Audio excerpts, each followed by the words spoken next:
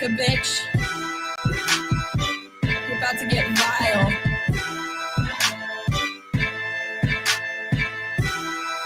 Yeah. I'm a prom queen, but I keep to myself, stacking high green. You're in debt to your health. AARP. Ain't shit owed but my wealth.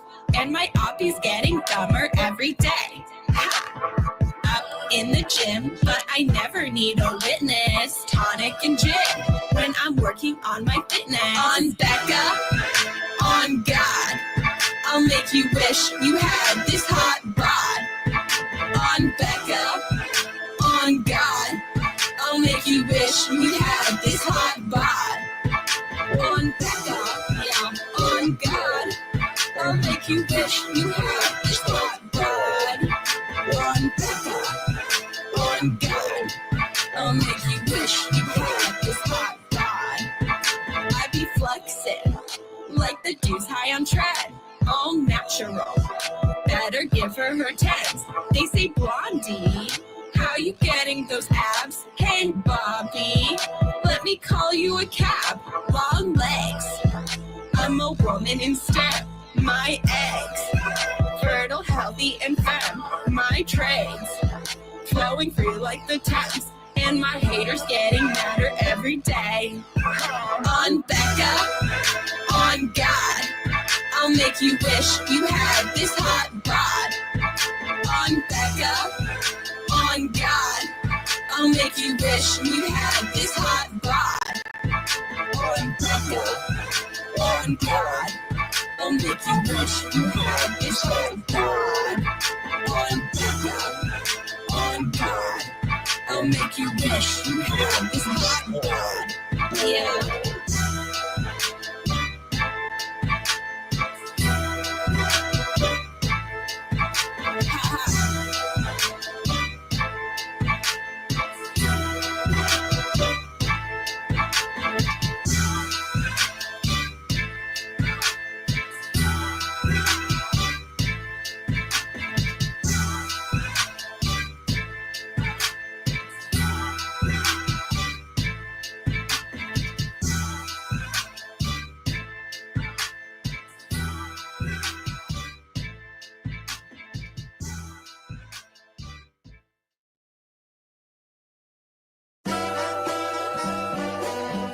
Can you give me a beat? Subliminal, lyrical, rap megastar, cynical. Here's Johnny Cornette Lamar, Jungle Jack, son of a TV star. Who the fuck do you think you are? I'm hearing those jungle drums. Used to hang around with chimpanzees. What is his gimmick? He's a homeless bum, poo flinging, swinging in the trees. He's going to sit in one of those little kid seats. Jungle Jack wanted to use broken glass, real glass. The medical staff said, we don't think you ought to do that. This is where this fucking clown's head's at. Lil Jack got his panties in a bunch, so it was brought to CM Punk. He said, we don't do that on Saturday night. They're going to Wembley. He grabbed him by the goozle pipe. Real glass. You dick lick. He did not punch a person. He choked one little nitwit. Curly-headed, entitled little prick. What'd you think he was gonna do, dipshit? Ride me a river. Mine for wrestling of a slug in a sewer. You're not a TV star. You're tired. What the fuck? He looks like a minor.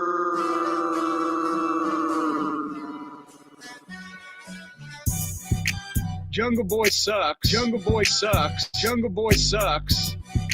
Jungle Boy sucks. Jungle Boy sucks. Jungle Boy sucks. Don't run your fucking yap. Don't fuck around and find out. Jungle Jack, what, you gonna do something about it? Yeah, apparently. Oh my God, he grabbed me. Tony ended up firing his biggest star. Punk should send Jack off a Christmas card. Look in my eyes, what do you see? CM Punk to the WWE. What's Jack Perry gonna fucking do? Tony, fire the fucking little goof. Arrogant knob, indie nitwit. Here's your contract, Jack. Rip. Tony went, he made me mad. Send him another check, but don't let him come back. Jungle Boy sounds fake and like a dork. Runs and hides because he doesn't like to talk. homeless Jack living in a box under an overpass on cocaine shot into space. Jack is slapping himself in the face. He's ready to get butt fucked by Sonato, the Cucamonga Kids. Mr. Okada and the independent legal team, they get through a bucket of Vaseline. Hey, Scapegoat, Nanny Goat, Billy Goat, Rick, hey, Sweet Chin Music, you're a fucking kid. Hey, he caused the thing with CM Punk, which he did. Hey, this place is a joke, you're a clown, and I quit. Hey, he's got very feminine hips. Hey, he might look good in a bikini, bitch. Hey, Jesus, I'd want to snatch him around the neck. Hey, bland, boring, mumble mouth dreck. Hey.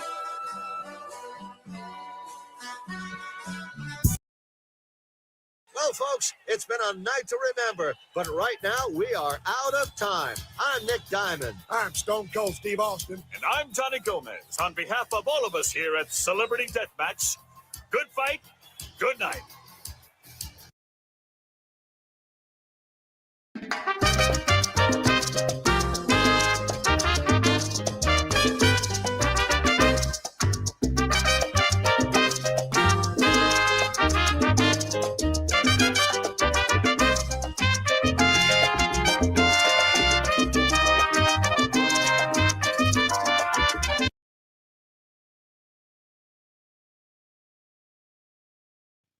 Sunday, Monday, Tuesday, Wednesday, Thursday, Thursday, Friday, Saturday, Sunday comes again. 毎日 Sunday, 毎 Monday, 日 Tuesday, 日立の Wednesday, 細長 Thursday, 静 Friday, か Saturday, サラサ Sunday ラ comes again. 綺麗な空気体には細長が気持ちいいんです日立のビッグフローウェルネス SDL. Two bad bitches, one hot track. B3CCA, bitch. Two bad bitches, one hot track. Hello, hello. It's that B3 flow. You said you know me? I think you don't. My friends are rich and you're looking hella broke. With Matt, I'm the real rough rider. Can't keep up, my arms must be tired. Slow-mo, super villain, Zack Snyder. You talk shit, but I know you're a subscriber. DSL on our lips cause we're naughty. Hannah Montana acting like Miley. We can't stop cause we're the life of the party. Got your man squirming Scotty too haughty. SDL with the $sign code. B3CCA with the 3 cause I'm cool. Face tat, ass fat, say that. Two bad bitches, one hot track. Ooh, what's happening, guys? Welcome to another eclectic edition of PWT Live Show. Yeah. I am your host, the infallible Phil Marks, here to remind you that Wrestling's not fake! and to bring up burning bridges. No, I saw Brian Zane tweeting about who's the podcaster that brought up Cora Jade and burning bridges. And I was like, that might have been me. I don't know. How y'all doing? We're here early today, so most people are probably going to catch this on replay. Sorry, I have an important meeting tonight. Something came up. And so I'm going to take that, and I'm going to rest early. I'm going to catch Raw tomorrow. And so I decided, instead of bailing on the show entirely, the show must go on. And thus, we're here this morning, depending where you are. If you're on Pacific time, it's noon time for me. Afternoon, if you're on the East Coast. And we're here to do some PWT, just a classic dish, just a classic ep. So hopefully the news piles up between now and Wednesday, or we're going to have no goddamn show. No, I always have a show for you guys. Yeah, and I hope you guys enjoyed the Becca. And there's over 100 of you watching right now. We are on X as well, so if you're on X, consider coming over to YouTube, unless X is your thing. You know what I mean? But I appreciate you all, and we're just going to dive into the show. Most people are going to have to catch this on replay. So you guys know 2 Becca tracks and maybe Jericho. By God, come on now. Becca's good, bro. Becca's good. Please don't put the live show replay for members only right away. Sometimes can't catch it live. Juan Alarcon, head over to youtube.com/@prowrestletimes and the replay will be available there immediately following the show. I just make it members only on youtube.com/@ProWrestleClips. Okay, so the replay, if you go over to my other channel and subscribe there too, we're almost at 2,000 subs over there. And that's like the long form channel. Okay, so you go check that out. Am I okay? Yeah, I'm great. I'm tired as shit. And I have just some awesome shit going on. I'm going to catch up on some rest. Just got to watch Raw tomorrow, you know? So I was like, okay, I don't want to just cancel the show entirely. Might as well pop on now and hang out with you guys, you know? Straight to the flutes, 8 a.m. watching live on Max now. It's great with a 3 because she's cool. Exactly. Brent with a 3 because he's cool. Okay, I see everybody in here. So yeah, guys, we're just gonna jump into things. Hit like, hit subscribe, gift a membership, become a member, leave a comment, leave a dislike, a like, all that YouTube shit. And I appreciate you all. So here's Raw that we were going to watch tonight that we're not watching together tonight.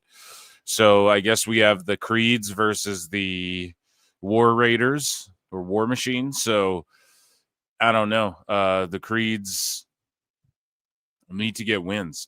We have Finn and AJ. Is that a match or is that them just facing off? Like, that's an amazing match if that's just a match we get.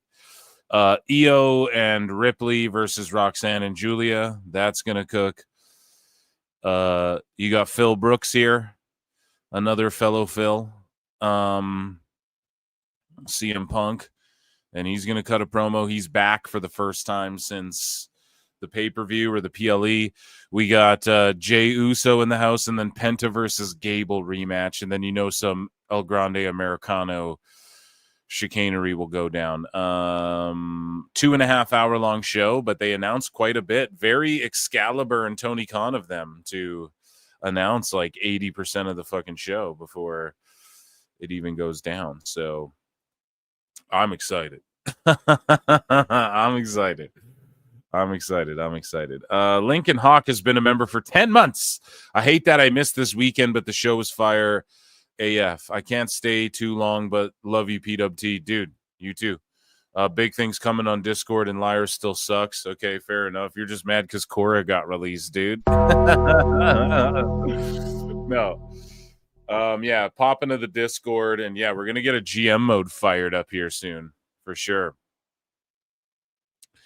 And yes, I hope you guys are enjoying the day show. So the replay again over on the Times channel. Okay, so we have light news to get into. We have miscellaneous news. We got sickos. I'm gonna throw a bunch at you. I'm gonna make up for this shit. Okay, for this show tonight not being on at the regular time.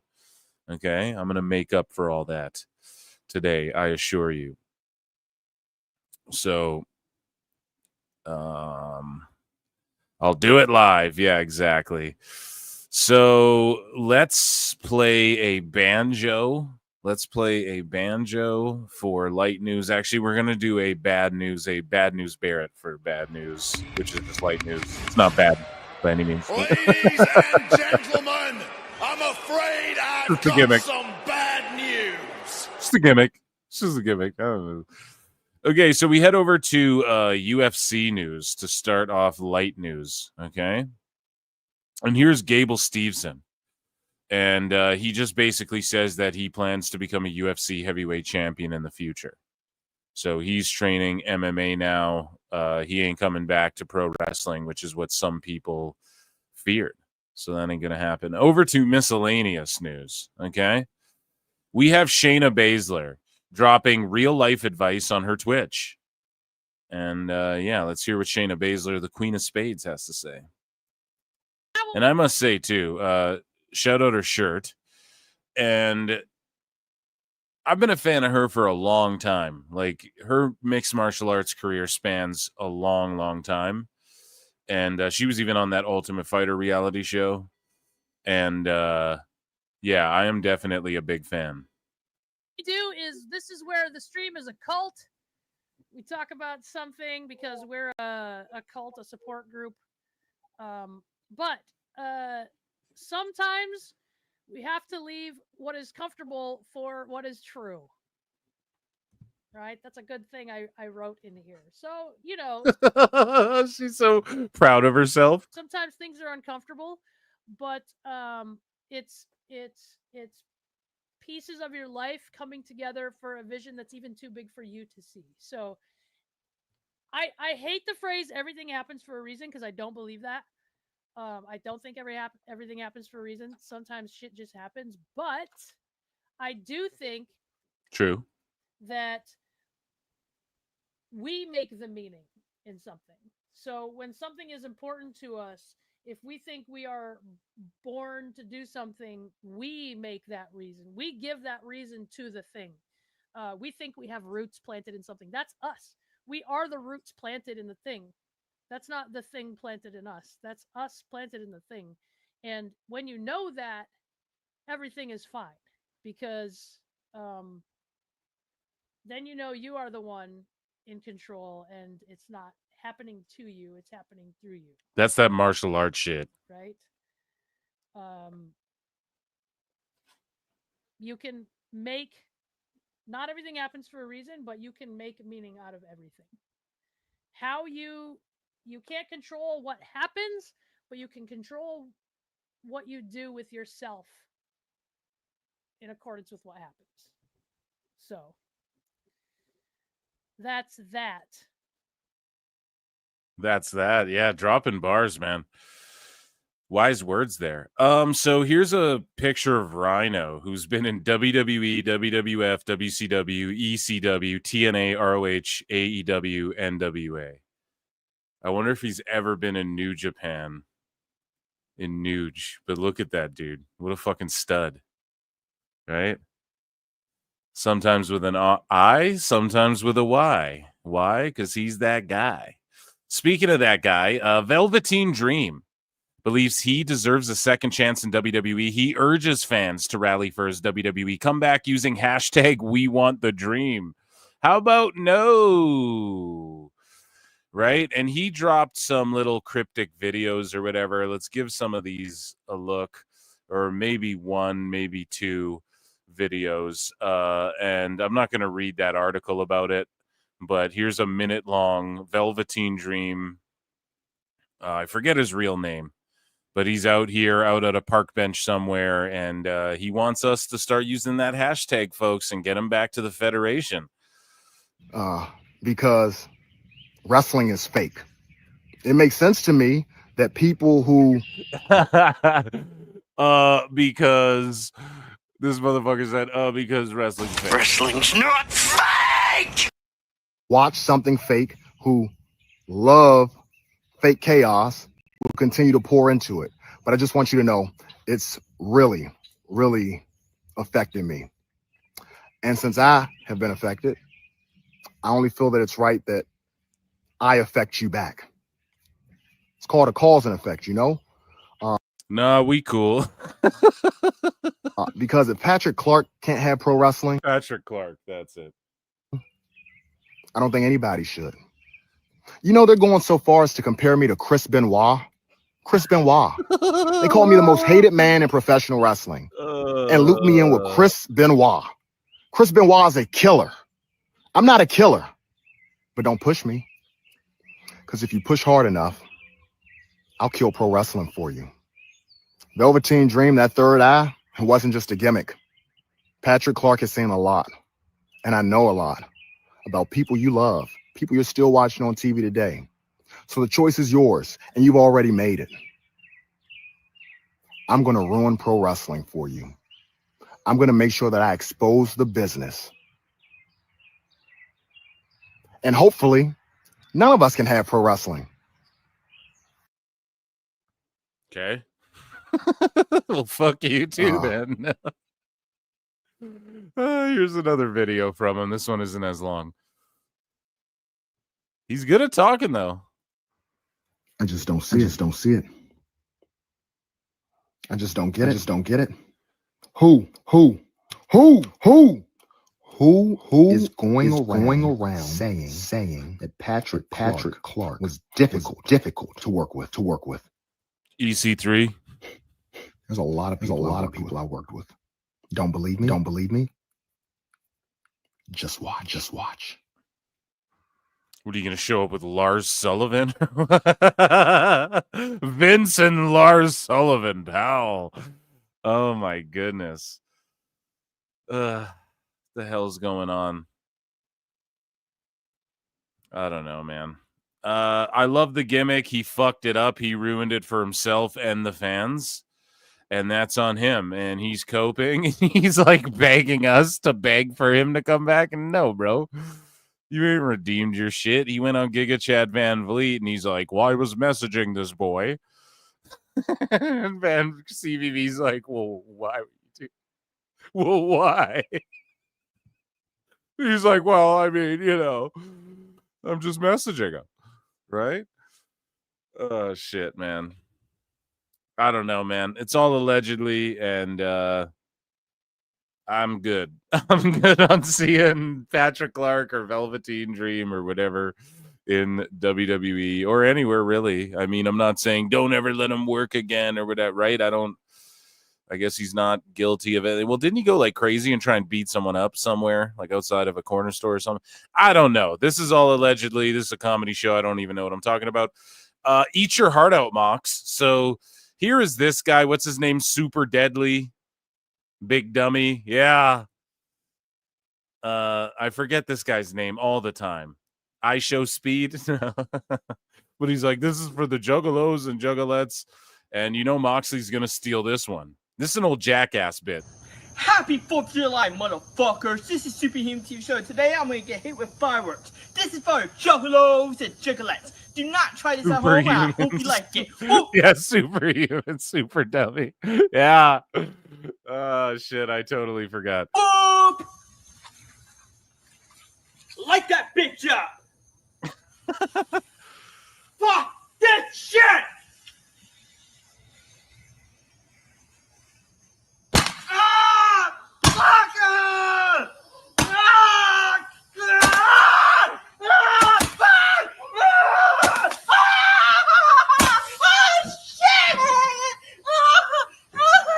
Yeah, that was funny 20 years ago when Steve-O did it. So Velveteen Dream, man, he wants back in the Fed, man. He starts posting this on his IG. If you love me, like you say you love me, the bosses pay attention to social media. It's simple. We want the dream and spam Triple H WWE. They will hear you. We can make enough noise to drown out the lies and the hate. A lot of you owe me an apology for dragging me through the mud, knowing 5 years later, here I stand still, free and without a single charge. But I get it. It's very hard for people to admit when they were wrong and malicious. Okay, well, you're not going to ask people to tweet out a hashtag for you and then at the same time like talk shit and blame them and be like an asshole to them. You know, it's a tough sell, brother. So moving along here, Carl Anderson and Luke Gallows are officially the Young Bucks' partners at New Japan Resurgence against Bullet Club War Dogs. This may have gone down the other day, but either way, I digress. They're back in New Japan, and they also said that they're open to working in AEW. No shit. 昔々ドアを開けてはいけないと言われた。その中には闇がいた。血の匂いがした。奴らが帰ってきた。過去から来て忘れ去られた名前を持って、彼らは門を叩いている。でも入れてはいけない。光を見せてあげて。Give them call, for they know not what they do. New Japan Pro Wrestling fans, you are not just witnessing history. What you're witnessing here today, my friends, it is not a re-debut. It is not an arrival shot. It is a resurrection. It is the resurgence of the Good Brothers. And May 9th is day one at Resurgence. You are witnessing a total takeover.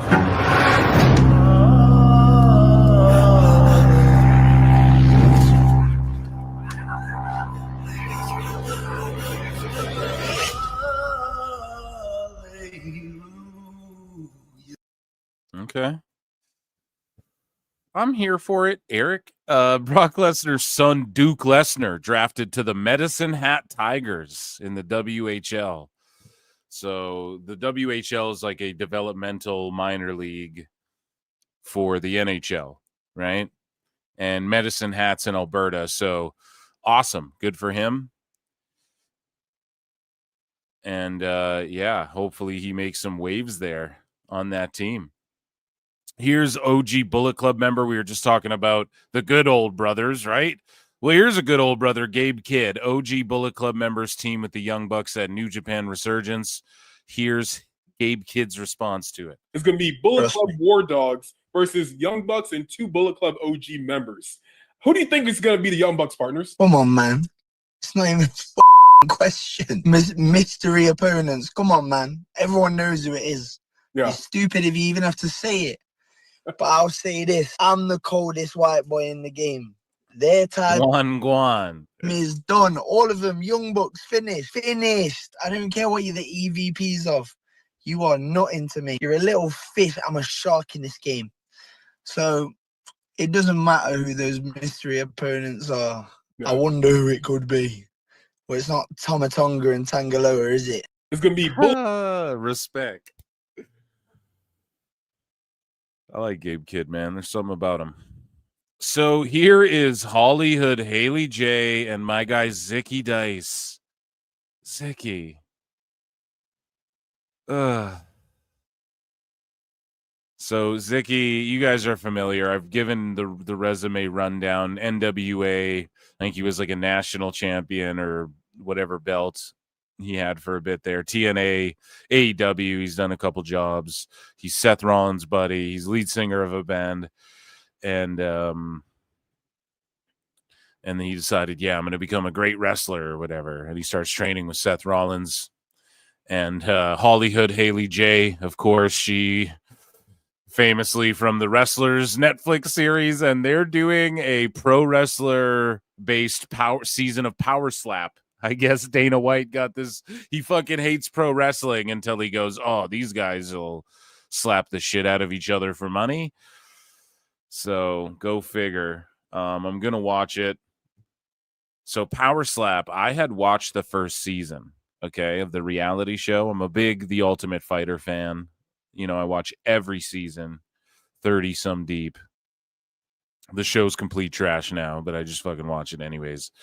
And so I watched the first season of Power Slap. Then I watched the first big event after that season. And I was like, this isn't for me. But, you know, you have to give things chances, like food, you know, lots of experiences in life. You know, it's like, okay, you try it once, you can know for sure it's not for you. I felt like it wasn't for me, but it's like, I'll give it another shot. So I tried to watch the second event Power Slap put on, and I was just like, okay, this is just cooked. This is stupid. So I don't know how many seasons of that show. I know it fucking failed and got kicked off of TBS or TNT or whatever, come on after AEW. And then it went to like Rumble exclusively or some shit. So I'll watch the pro wrestler season, right? And I get why they did it, because these people can all tweet out, hey, and they all have these followings, right? And it's indie wrestlers, and then maybe this will incentivize. I said it. What's to stop Braun Strowman from going and doing Power Slap? It's not like you wouldn't do good at it. And that's the fucking problem. When you start getting like the Saudis involved and Dana White, he's just not going to let this thing go. This is his baby, you know? And so we'll watch this clip. Here's them training with pool noodles, I guess, to slap the shit out of each other. And Hollywood Haley J, like Paige Van Zandt, who was in AEW, and she was a legit UFC fighter, MMA fighter. And I mean, she's done, I don't think she's lost. And she started doing Power Slap. And it's like, maybe Hollywood and Paige mix it up. And like, maybe that's what Dana White's looking at. Hey, let's just make this a fucking freak show then, if that's what people want it to be. But yeah, here's just some footage of them training. Not to hate on any of the wrestlers doing this. I love you guys. You shouldn't do this though. Okay. Like taking the bumps is CTE. Running gives people CTE is what they're discovering. Okay. It's an accumulative thing. We're all getting CTE every day. right? And so, not literally, you know, but they find it in runners and soccer players and all this shit now, right? It's a thing that accumulates over your life. And so doing this just adds extra to it. And I don't want to see any wrestlers for shoot knocking each other. I was like, imagine if we see Zicky Dice KO'd on the floor from a fucking slap from one of these guys. I don't want to see that. Anyways, sorry, I'm taking a long time to get to this clip, but it's just I gotta vent that, you know?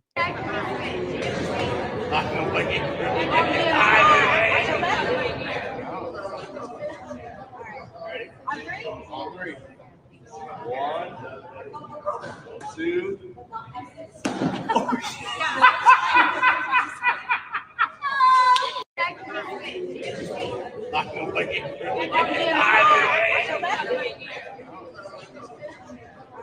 Yeah, I don't know, man. I don't know how I feel about this. God forbid I got to look at fucking Hollywood or Zicky laying on the ground, knocked out from a slap. Fuck. Chris Hero, and speaking of slap, here's Eddie Kingston trying to get in a shoot fight with Chris Hero back in the day, and Chris Hero just sort of shrugging it off and being like, get this fucking kid off me, dude. This is pretty funny. But first, let's get this piece of trash out of here. No, get out of this ring right now. I'm the champion of this company.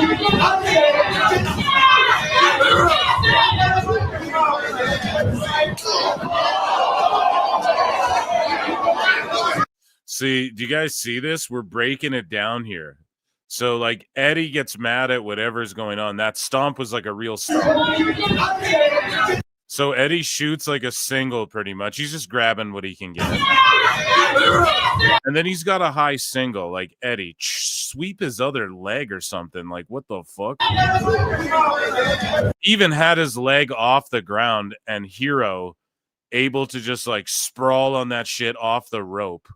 Not threatened by this at all. Not even trying to get underhooks or anything. That's a real shot with the microphone. Look, the microphone's bent. It's crooked. He cracked it on his fucking head. They start going at it. There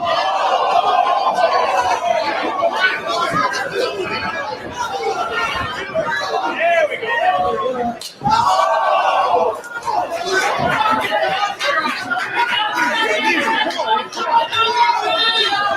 See, those are live headbutts. I'm surprised I never saw it. Like, if I did see this, I just did not remember it till I saw it recently on X, and I was like, oh shit. Should bring that to the show. I haven't seen this. And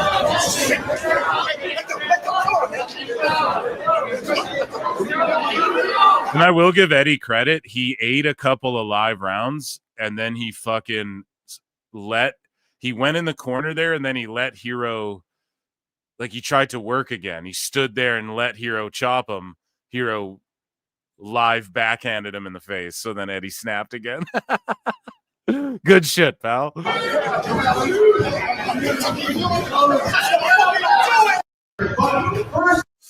Yeah, that's good shit. Here we go. So Jeff Cobb, he said, this is how I'm spending my retirement, making appearances on the red carpet for Tony Hawk's Pro Skater 3 and 4 release party. Shaka, bruh. And so he showed up at Backlash. So he was born in Guam, moved to Hawaii. And then when he was like, I want to say 14 or some shit, I don't know. I'm not a historian on the guy. Just quickly read up on him over the last few days. And although I am actually very familiar with him. And in fact, like every 2K game, I fucking make sure to make him for the last like 4 years. You know, he's a guy that definitely, like when he came to AEW, I popped for it and shit. And then Moxley beat him off like a superplex roll up or whatever. It's like, what the fuck, man? But yeah, Jeff Cobb, he moved to Hawaii, so they'll just make that connection there. You know, he has Hawaiian ties, and yeah, they'll just figure it out from there, man. And I'm all good with it. I would have liked to see, and as big of a bloodline mark as I am, you guys know your boy Phil is a fucking bloodline mark, but I would love to have seen Jeff Cobb debut alongside Seth. I think would have been the best thing. You know, and just have Heyman smash him over everyone's heads. But hey, because like, where's Hikuleo, dude? You know, something's got to be up with that. I'm really starting to wonder. But yeah, dude, he was at the Tony Hawk's Pro Skater 3 and 4. Bam Margera was there. He's doing well as well, if you guys are into Jackass and stuff. And so it's good to see that. And they're lobbying to get Tony Hawk's Underground 1 and 2 remastered. And they fucking should, and they should make a new one. So WCW Nitro book here. In this excerpt from Beyond Nitro, former Spike TV executive Kevin Kay remembers the network's tumultuous partnership with WWE. Kevin Kay says it turned ugly. First of all, we never saw anything until it was delivered to the NOC, Network Operations Center, out of Hauppauge, Long Island. Anybody out by Hauppauge, Long Island? They basically did the show live, so we didn't know what the hell they were going to do. We had a standards and practices person sitting out in Long Island who would bleep stuff, but that was the extent of our creative involvement in WWE. Every once in a while, I would go up to see Vince in Connecticut just to be a good partner and basically have him tell me that I didn't know what I was doing. You don't know what you're doing, pal. Get the fuck out of my office. Yeah, man. Spike was like the commercial for it was like, here's an explosion, here's some titties, here's a punch, here's a gun shooting, here's more titties, here's a beer and titties, right? So I don't know, like nothing WWE was doing was you know, they didn't have to worry about it's all under control, pal. Just don't film anything on my plane. No. So Indy Hartwell is the new Hog Women's Champion, the HOG House of Glory Champion. I wonder if JD was allowed to call it. So B. Priestley, the day of her availability, she shows up at New Japan Resurgence, and she beat Viva Van.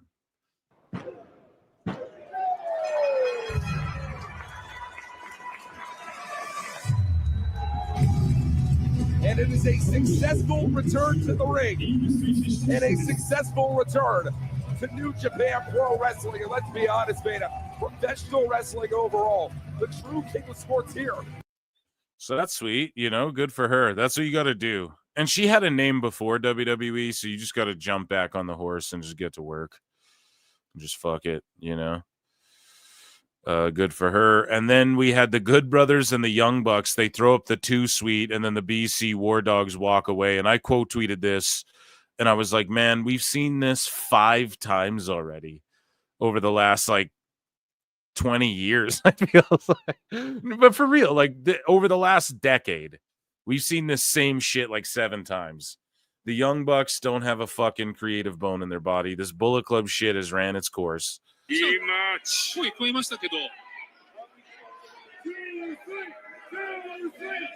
come together. Check your hands. いやこれまあとトゥースイート完成トゥースイートさせてしまいました。さあ現クラブはどうする？何？しない裏リバースリバースです。Japanese commentaries goated, even back in like the Pride days. You know, Boss Rutan and Steve Rennell and Mauro Ranallo would do a great job, but some of those Japanese calls are just so iconic.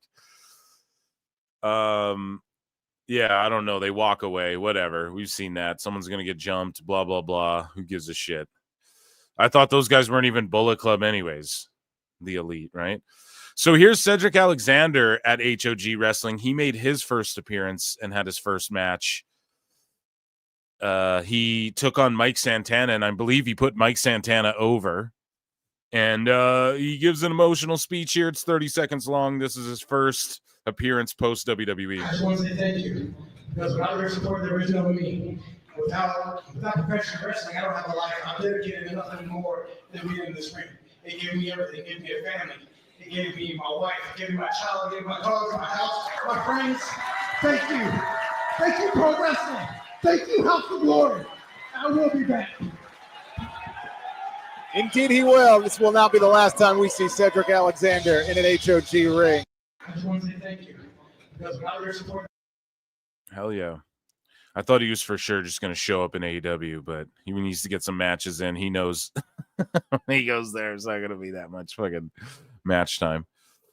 So here's Jose the Assistant. Okay, the most ingobernable thing done so far this year in wrestling. Independent wrestling, no fines, no suspensions, no stooges running to snitch to the office. Let's take a look. Jose Here. the Assassin. Jose the Assassin, dude. It was just enough on that double accent, and now that penalty box that's out there for the Omega ladder match later on tonight. He's more jacked than fucking half the AEW roster. Tonight. No offense. Hey, wait a minute. Mike Forte. I believe that's just Nona out at ringside. Oh, Jose the That's someone's grandma, for that's his Nona. Oh my god. Shout out Jose the Assassin, dude. Fucking amazing. That's wow. Yo, he sent me this picture, like basically of that, and I was like, oh my god, that is ruthless. So here, speaking of ruthless and Tony Khan in AEW, you know he's going to sign Ninja Mac.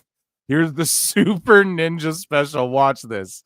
This is some shit out of the Jackie Chan cartoon.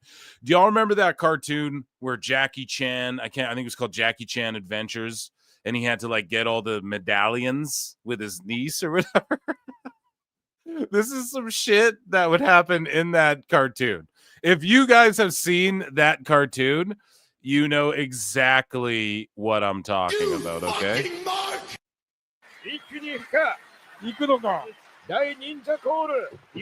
Watch this. Ninja!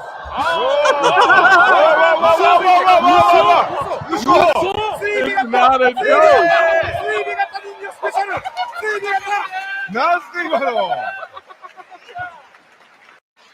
Like Jack Cartwheel who? This is Ninja Mac backflip, dude. Did you guys see that shit? One more time. Like, this is insane. Ninja!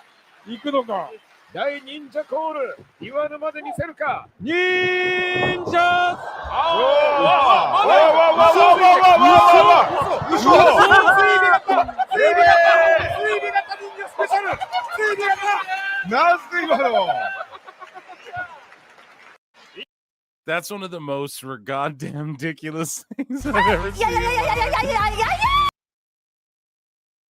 I mean, Dave Meltzer is just probably going insane watching this. I love that. I've watched that clip maybe 7,000 times. Okay. In sad news, Sabu passed away. We will see him pop up throughout the rest of the show. Sabu, 1964 to 2025. RIP legend. And we will give Sabu a round of applause for being such a fucking legend.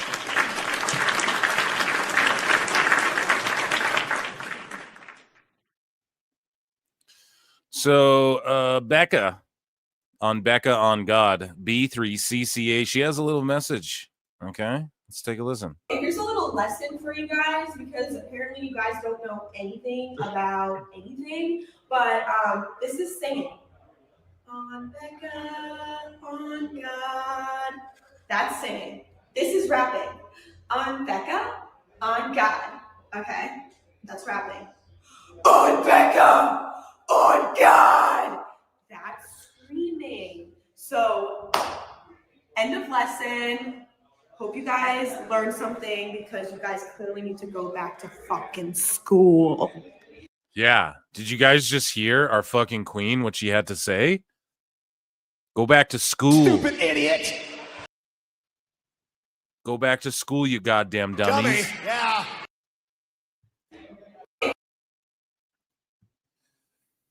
And don't ever disrespect Becca again. So, exclusive.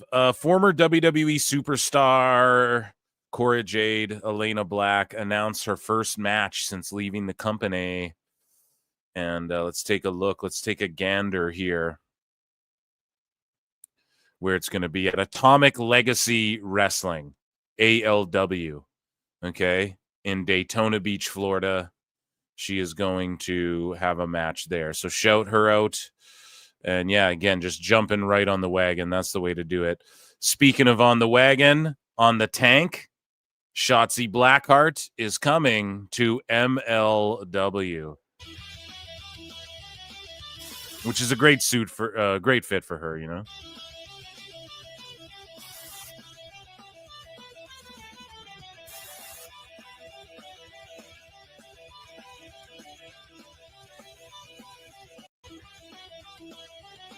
Yeah, a lot of people say TNA and shit, but MLW is a good spot for some of these folks as well. So, OMG, they're trying to kill pro wrestling in Indiana with these new rules. This is bullshit. So look at these rules, man. This is in Indiana. Okay?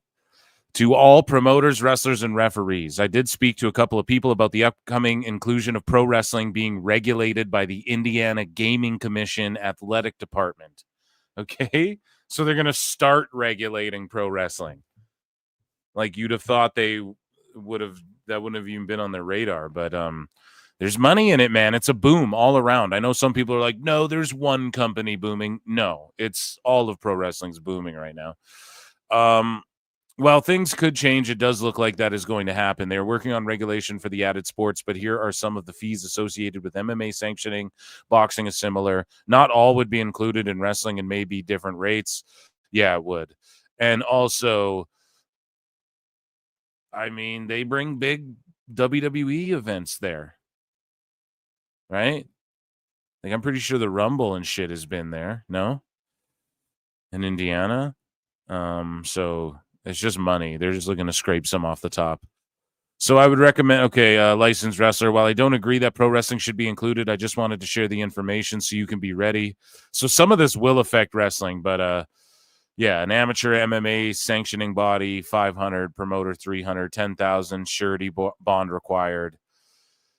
Pro MMA 50. So it just lays out all the prices. I don't know, like if they have to pay for referees and all this shit because it's sanctioned. So for pro wrestling, it might be like if there's blood, no blood, no pile drivers, no, who knows, no table spot. We don't fucking know, right? You have to pay for referees, things like that. If that's the case, then yeah, WWE is going to for surely avoid, they'll be fighting against this shit. But I don't think they're trying to kill pro wrestling. I just think they're looking at an opportunity to make some money. So the monster of all monsters, Adam Scherr, says, well, would you look at that unbelievable time announcing my new series, Everything on the Menu, at NBC Universal. It will be airing on USA Network fall of 2025. Oh, and let me tell you, Tiffany Haddish is an absolute gem. So there's Braun Strowman with Tiffany Haddish. And he's like, former WWE superstar, but he's on TV with his show. And I don't know what it is. Everything on the Menu. So it's some food show. He's going to go to places and order everything on the menu. That's what the show is, I bet, if we looked it up. And then he's going to eat it all. Because he's a big, giant bodybuilder guy, right? Did I guess it? Come on. And yeah, ladies and gentlemen, that was miscellaneous news, I suppose. Ladies and gentlemen, I'm afraid I've got some bad news. So we've got some TNA news over, yeah.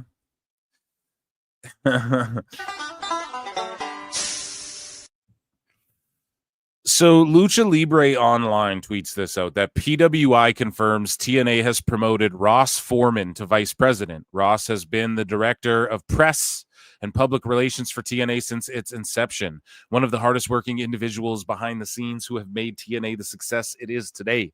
Extremely well deserved. In addition, Eric Tompkins was also promoted to a VP role. Rolling. And Ross Foreman says, excited for the future of TNA with its incredibly talented roster, crew, staff, and of course its loyal fan base. Lots of memories and friendships at TNA. Love the TNA partnership with WWE and can't wait for TNA Slammiversary on July 20 at UBS Arena in New York. Yeah, I think that's going to be, you're going to want to tune into that, man. Allegedly, right? You want to tune into that fucking TNA show. That's Slammiversary. So breaking, TNA officially signs Harley Hudson now, like 2 summers ago, or like a summer ago or 2. Might have been 2. They scouted her out in the UK, I want to say, or they traveled somewhere and they scouted her. And damn, she has a great look. She can work, and her physique is incredible. And she's young and someone they could develop, and they're finally pulling the trigger and officially like signed her. I thought they already did, but I guess that was just like a development deal or something. And shout out Harley Hudson. I'm not overly familiar with her work, but just look her up and you'll understand. Like, even just look at that picture, you know, she just looks unique, and I hope she makes an impact. Right, guys? So TNA also signs Myla Grace, and she is the first ever Irish woman signed to TNA, like on like a full blown contract or whatever. Irish person, right? So shout her. I don't know who she is at all whatsoever. I have no clue what her career is about whatsoever thus far, but hopefully they can develop her. And yeah, Matt Hardy says TNA is working really hard to secure a new TV deal. And we all knew that, definitely. You can tell. And that was TNA news. Okay, so I'm going to check in with chat, I think, and we're going to get into like WWE news. I think we should run through some of that. That's probably the way to go. And then we can get into some AEW hilarity. Or we can hold on a second. No, let's go to AEW first. Yeah, because that was backed up a bit from because we tackled some WWE stuff over the weekend. Jericho time. Is it Jericho time, bro? I don't know about all that. I mean, if you guys are asking for it. Does she dress up like a bird? Are you going to be live for Raw tonight as well? Brad, I'm not going to be. No, that's why I'm live right now. So people will have to catch the replay. You know what I mean? But next Monday it'll be normal. Wednesday it'll be normal. Saturday. And also Thursday I'm going to be live with the Squared Circle Maniacs on their show. Or I don't know if it's live. I think they record it. I don't even know. But either way, I'm going to be with them on Thursday. I don't know. Right? Doing the SC Maniac show. So that will be amazing. Okay, let's get into some news. Mike Hawkslong, your channel sucks. Yeah. Thank you. So does your hack fucking name. That was funny in grade 3. Okay, let's go. Let's get an Ichi Nissan Da chat, shall we? Let's get Ichi Nissan Da in the chat. Everyone together at the same time. Because it's time for AEW news. And we have a bit to get to here. So let me see. B. Priestley, we talked about her earlier. And she was formerly Blair Davenport, obviously, reveals she's open to having conversations with AEW following her WWE release. Yeah, why wouldn't she be? And she says, everyone knows how close me and Toni Storm are. We're like sisters. She lives in Orlando as well. We see each other often. But I'm also along the lines of I'm definitely open to having conversations with AEW, but I do also want a little bit of time just to do my own thing. That's the move, right? You leave WWE, you go get these bags from like, oh, I can get like my price is the highest. So let me go do like 5 shows where I get these, you know, bags, and then I'll go get Tony's big bag. Pause. And yeah. But her and Tony, I mean, if her and Tony are like sisters, then she's obviously going to go there. I know people are like, it's Osprey's ex, but I think they'll figure it. Or is she Osprey's ex? Is that the right gal? I don't recall. Are they trained together or something? I'm not sure. Anyways, Soraya Page is what she'll be known as once again, coming soon to a Monday or fucking Friday SmackDown near you. But, you know, she reveals on her podcast, Rule Breakers, that they tried to get her. So if you guys remember, right, Ruby Soho is in a shoot relationship with Cool Hand Ange. I think that's his nickname, right? And they have a baby, IRL, whatever. They're both not on TV. And so the Daddy Magic Taste, Matt Menard, I guess, was supposed to also get romantically involved with Saraya. Now, of all the people to get romantically involved in AEW, why them? You what? Right? And she was with Ronnie Radke at the time, too. Just seems very weird. But she says in AEW, there's a wrestler called Daddy Magic. They wanted me to do a love storyline with him. I've managed to go my whole career without doing a love storyline, and I wasn't going to start it. They were like, no, all he's going to do is kiss you. I had a boyfriend at the time, and I was just like, I can't do it, you guys. I just can't do it. So I turned it down. Yeah, I just, where's the chemistry? Like, what do they, who came up with that? They have zero vibe at all. So that's terrible. And thank God she turned that down. Creative freedom. So Tony Khan and former WWE star Maven were backstage together at a Collision taping recently, and Maven he's like the Chris Hansen of pro wrestling. He's like rolling up on people and doing exposés and shit. So he rolls up on a Collision. Okay. And then he goes backstage, and it's a great video. Go check it out. Shout out Maven Huffman, Maven K. Huffman, I think is the channel. And he says, I noticed you get a bad rap because I see how much you care. I see how much you put into this, going up to your guys afterwards and making sure they're okay. Dude, much respect. I will from here on out go to bat as much as I can. Yeah, I don't know. Like, it doesn't.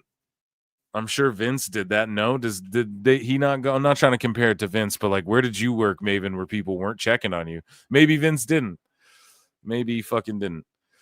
But that's good. Tony Khan, we've seen it in the 10 minutes of Tony Khan video. He goes up and he's like, are you okay? Oh, that's great. Yeah, that was great. Way to bring him in. Yeah, no, I gave you more time. No, it was good. I gave you 5 on the third. I gave you 30 on the 5. It's great. So shout out Tony Khan and shout out Maven doing the Lord's work there. So Sammy Guevara tweeted this out. One door closes, another will open. Keep going. And then Sean Ross Sapp tweets out right underneath it, and someone screen grabbed it. And it's like, we have some very interesting contract news to come to Fightful Select for subscribers today. Now, that was in regards to Willow Nightingale's contract that I guess is up in a few months. However, why is Sammy tweeting out this cryptic shit? One of the pillars. Really think about where all the 4 pillars are at this point in AEW, right? I called them the 4 fillers a long time ago. Got me a lot of heat with the sickos, right? But I definitely I definitely am curious to see what happens to Sammy in the next. I mean, I know they just stuffed him on Collision, but we will see. What the fuck? Here's Tony Khan cringe. Well, here's just a quick reminder. We've seen this one a bunch of times, but we have more. We have fresh Tony Khan cringe.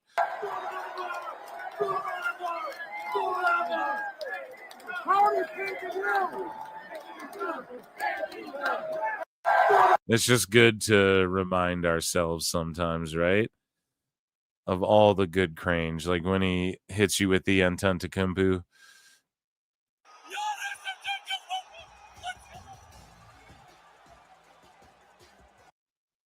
You know, Tony Khan's a wild boy, man. So we move along here. As I mentioned a moment ago, Willow Nightingale's contract with AEW expires in a few months. I expect her to re-sign, probably, if I had to guess.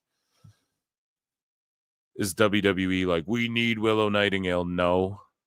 Would she be awesome and presented way better in WWE? Yeah. But is she presented poorly in AEW? I'd say with all the hardcore shit, yeah. But I don't know. I bet they just give her good money and she's free to like do her thing and wrestle wherever she wants and shit. So I don't know. Yeah. It's interesting. Willow, yeah, I'm interested. So AEW Dynamite on Wednesday did 629,000 viewers, not including the max number, Brian, and a 0.16 in the key demo. So I guess not bad for them. It's year over year shit in the bed, man. Nothing they can really do to get that back, you know? And they're not building any stars. So as you guys can see in the thumbnail, I got Ricochet and Tony Khan as Family Guy characters there, and Excalibur's mask was featured as like a reference point on Family Guy. Now, I briefly talked about this, I think, over the weekend on Saturday. Like, I just briefly talked about it while we were watching Backlash or whatever. But I didn't realize a bunch of AEW sickos, I guess, like the sentiment in the IWC today was a bunch of people like, oh, they didn't even mention Excalibur AEW. And like, of course they weren't going to do that. You know, that's just the mask was used as just inspiration, you know? And it is cool that Excalibur got his mask in there, but that's because Colt Cabana, again, he's connected, man. So his brother's the director of Family Guy. And sometimes your favorite masked wrestlers make an appearance. I didn't see any sickos being like, oh, AEW getting a... I'm not saying it wasn't there, but I didn't see any personally really being like... And of course, this is anecdotal, but being like, oh, AEW gets the shout out on Family Guy or whatever. But there was a lot of, you know, WWE fans being like, oh, the sickos are losing their minds over this. It's a cool look. Nobody knows what the fuck it means. It means as much to that, like anybody just watching Family Guy, when they see that Excalibur mask, it means as much to them as this match that Chris Griffin's wearing with the stars on it, right? But to wrestling fans, cool, good for them. You know, the scene, I think we'll play the scene. Hopefully we'll be all good and we'll play. They make fun of wrestling fans in it. But speaking of the reason why we get made fun of, and I see a lot of people saying what I was saying like fucking a week ago or whatever, about a week ago, maybe more, where I roasted Dave because he was complaining about, well, you know, AEW is just not cool. And it's just the perception is WWE's cool at WrestleMania, even though he wasn't there. And he's telling someone who was there, like, oh, you know, just the crowd, it got back to me, you know, that just the idea at Mania was like, just AEW and Tony Khan aren't cool. It's like no one was talking about AEW at WrestleMania, bro. And so I was saying, like, yeah, I wonder why when Dave's the one going, this is what good wrestling is, and this is what's cool, and this is what's in, and good booking is. And then you have Tony Khan acting like this, right? Look at him doing this like Hulk Hogan shit.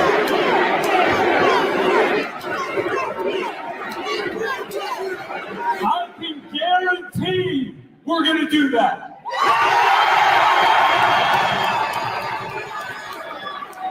I just might need a bigger building for that. But I think I know one. In fact, I think I've been there before.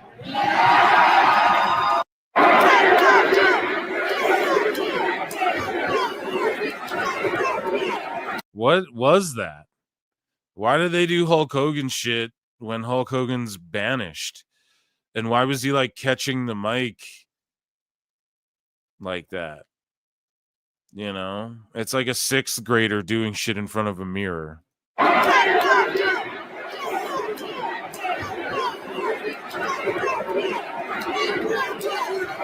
I can guarantee we're going to do that.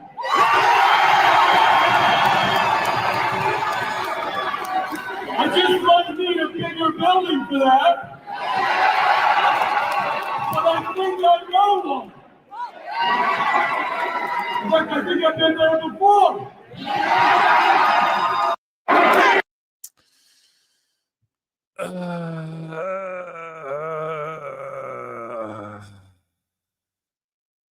I mean, just the overall sentiments that, you know, Oh, Tony Khan's not cool, Brian. Jesus Christ. So from CMLL, here's Tony Khan making an announcement for CMLL. Here we go. Hi, I'm Tony Khan, the president of AEW, All Elite Wrestling.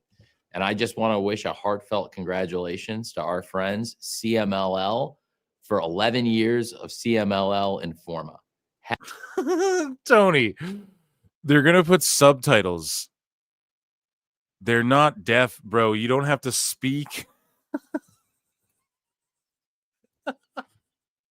He's speaking like they're, bro, they just speak Spanish, okay? They're not retarded. The fucking subtitles will be there. You're all good. Just say what you gotta say. Thank you. Thank you, TikTok and AEW. We'll see you tonight. It's great. Happy 11th anniversary to CMLL Informa. And here's to many more great years of Informa. And we're very excited about AEW coming to Mexico in June. We've got AEW and Ring of Honor taking on CMLL. We've got Grand Slam Mexico. And of course, Fantastica Mania Friday. It's going to be a great week, and I'm so excited for AEW making our debut in Arena, Mexico. It's a dream come true, and I'm so excited about 11 years of CMLL Informa. Congratulations, my friends. See you soon. It's great. Okay, and cut. Oh, that's my guy, man. TK's my guy. So Ric Flair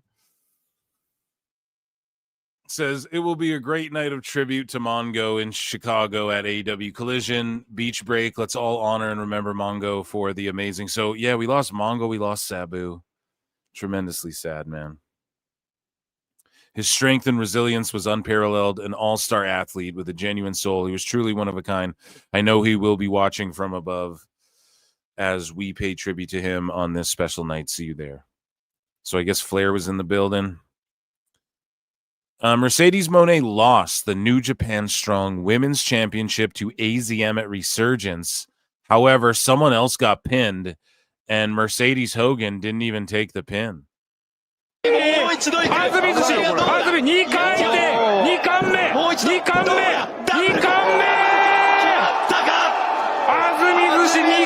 Mina took the pin, and Mercedes is like, what? So she hasn't even lost still in any way. Not that I'm like, she has to lose, but, you know, it's really hard to convince people otherwise that even this is how you drop the title. This is super Hulk Hogan style, dude. Oh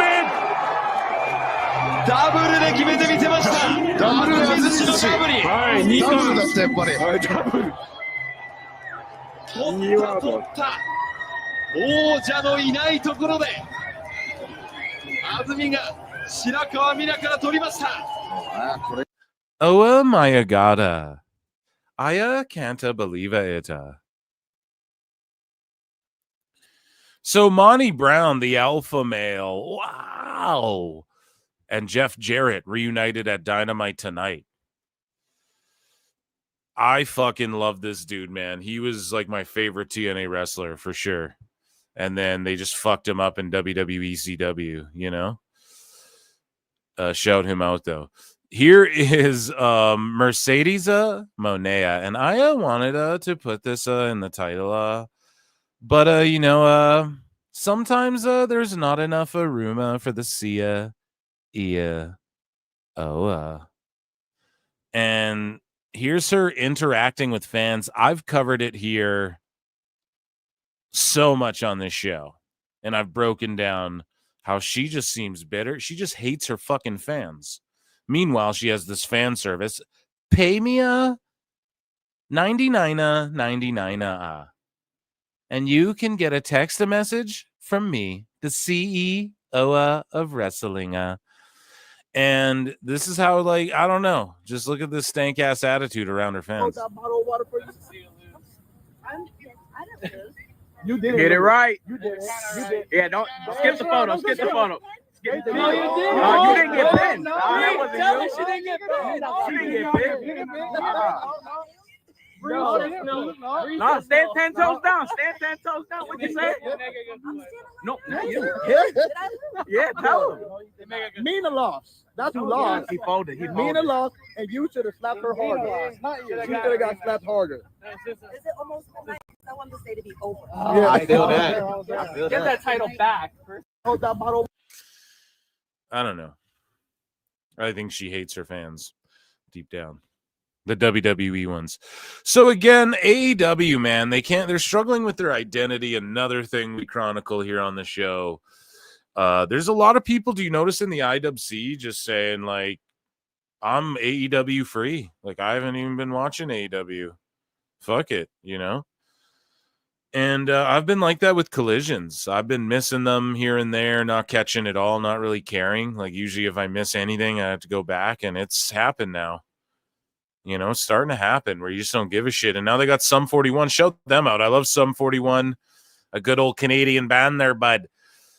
And yeah, they chose You Wanted War, I guess, as the new. They keep changing the song every like 3 weeks, man. This isn't how you get people to watch stuff, you know? People need to like hear something and associate it with your show and stuff like that, you know? And they're just not going to do that when you change the song every week.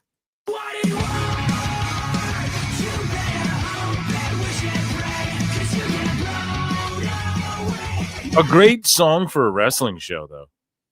Honestly. If they had just gone with this. I don't know if this works as well for Dynamite, though. Their original shit, like Break the Rules, Dynamite, man, nah. Like that was a good one as well. But I don't know. They should have went with this instead of the Pointer Sisters and just ran with it this whole time.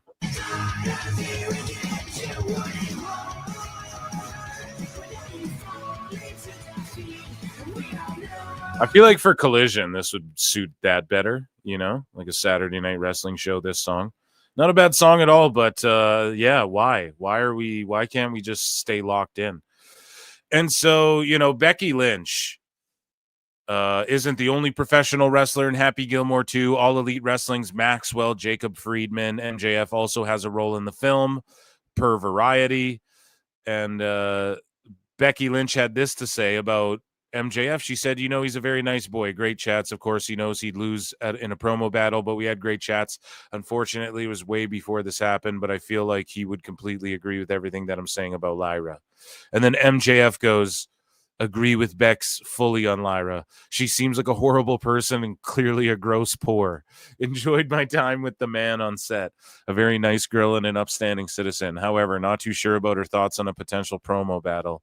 Hashtag better than you. Yeah, I'm going to like and retweet that. That's good. I like that banter back and forth. MJF sort of like having a bit of a resurgence, you know, like kind of rebuilding with the Hurt Syndicate, trying to get his shit back under control and under wraps here. Happy Gilmore 2, I hope, is good. I heard it's, well, whatever. I don't like to shit on stuff before it comes out and try and sway people's opinions, but yeah. I haven't heard the best shit. Thekla has agreed to terms with AEW and is officially signed with the company. And one thing Tony's doing good, man, this little poison spider's like crawling up under the AEW logo. If you blink, you miss it type thing. But this spider's just been showing up, and I guess that's her gimmick. She's the toxic tarantula or whatever. I don't fucking know. Spider Girl. So yeah, that's like her little tease of I'm gonna be here soon. And that's cool, man. This lady's got a great look. Apparently WWE was eyeing her up, and hopefully she adds something to this women's division and they build her up properly and they run with her and they fucking build a star here. I don't know. Fingers crossed. What more can I say? You know, here is Taz, who is synonymous with Sabu. Right, and I put the polls in the chat, youtube.com/@ProWrestleTimes and @ProWrestleClips if you're watching live. The polls in the chats are, and if you're on X, come on over to YouTube, you know, who is Sabu's best WWE opponent? Because we all know Yeah, he had crazy and Rob Van Dam I put in there, even though, you know, he teamed with him a bunch, and we know his crazy matches over the years, right?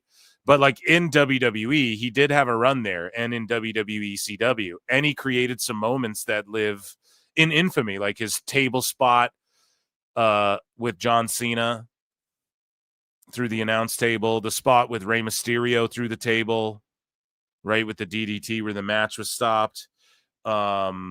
He wrestled Big Show a bunch and actually like fucking made Big Show work, you know, made it work for what they were trying to do with him. You know, Big Show was a guy, y'all got to remember that Paul Heyman was always like, if I had a federation, like give me Big Show. And I, you know, you can go back. There's interviews and Paul said that before. And, you know, Big Show was on Paulie's SmackDown as well, right? Like that's been one of his guys. Paul, of course, famously turned on Brock and went with Big Show. Big Show's a Heyman guy, you know, through and through. But where was I going with that? Yeah, but Sabu, though, he had some great matches with some guys in WWE when you really break it down. So I put in, you know, because everybody's bringing up, like, here's all of his ECW highlights and all that shit. Or here's him in old WWE. He was cooking in old WWF as well in the 90s, like when he was featured there a couple times. Once or twice, I think, right? So, yeah, who do you think his greatest WWE opponent was, right? Because that shit goes overlooked. And he gave us some moments, you know, some Sabu moments for sure. But Taz, man, synonymous with probably Sabu's greatest rival, his greatest opponent, you know? And so Taz, he says, my words are a little bit frazzled. Let's just listen to him try and get through remembering his friend, you know? Hey guys, let's come to you with a heavy heart right now. As many of you might have heard, unfortunately, the legendary, the great Sabu. Someone in chat says many ECW guys weren't big fans of the Sabu style matches, as RVD has shown. Yeah, and RVD and Sabu weren't a big fan of the other guys' style of matches.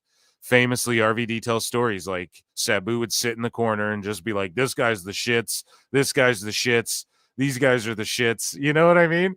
So that went both ways, B, as Brendan Schaub would say, right? And so let's, listen to what Taz has got to say here. Who has passed away last night, I believe, at the age of 60. Breaks my heart. I literally was just watching a video late last night. I was just messing around on YouTube, and then I saw an interview he did like a year ago, Sabu, and his sense of humor, just, I know it. Like, he had me laughing, and I was just watching this interview that was old. Like, I was just thinking about him. It was just last night, literally last night. And then I got this news today from some ECW guys. Look, I would not have had the career that I have had, and I've been blessed to have, if it wasn't for Sabu. Like, that man got me over, and he didn't have to get me over, and he did. He did. We both debuted for ECW in 1993 in the ECW arena against each other. Many know that, but you don't know, like, he was the guy who was getting the big push. He was going to be Heyman. Notice Taz said got me over, too. He got me over. He didn't have to get me over.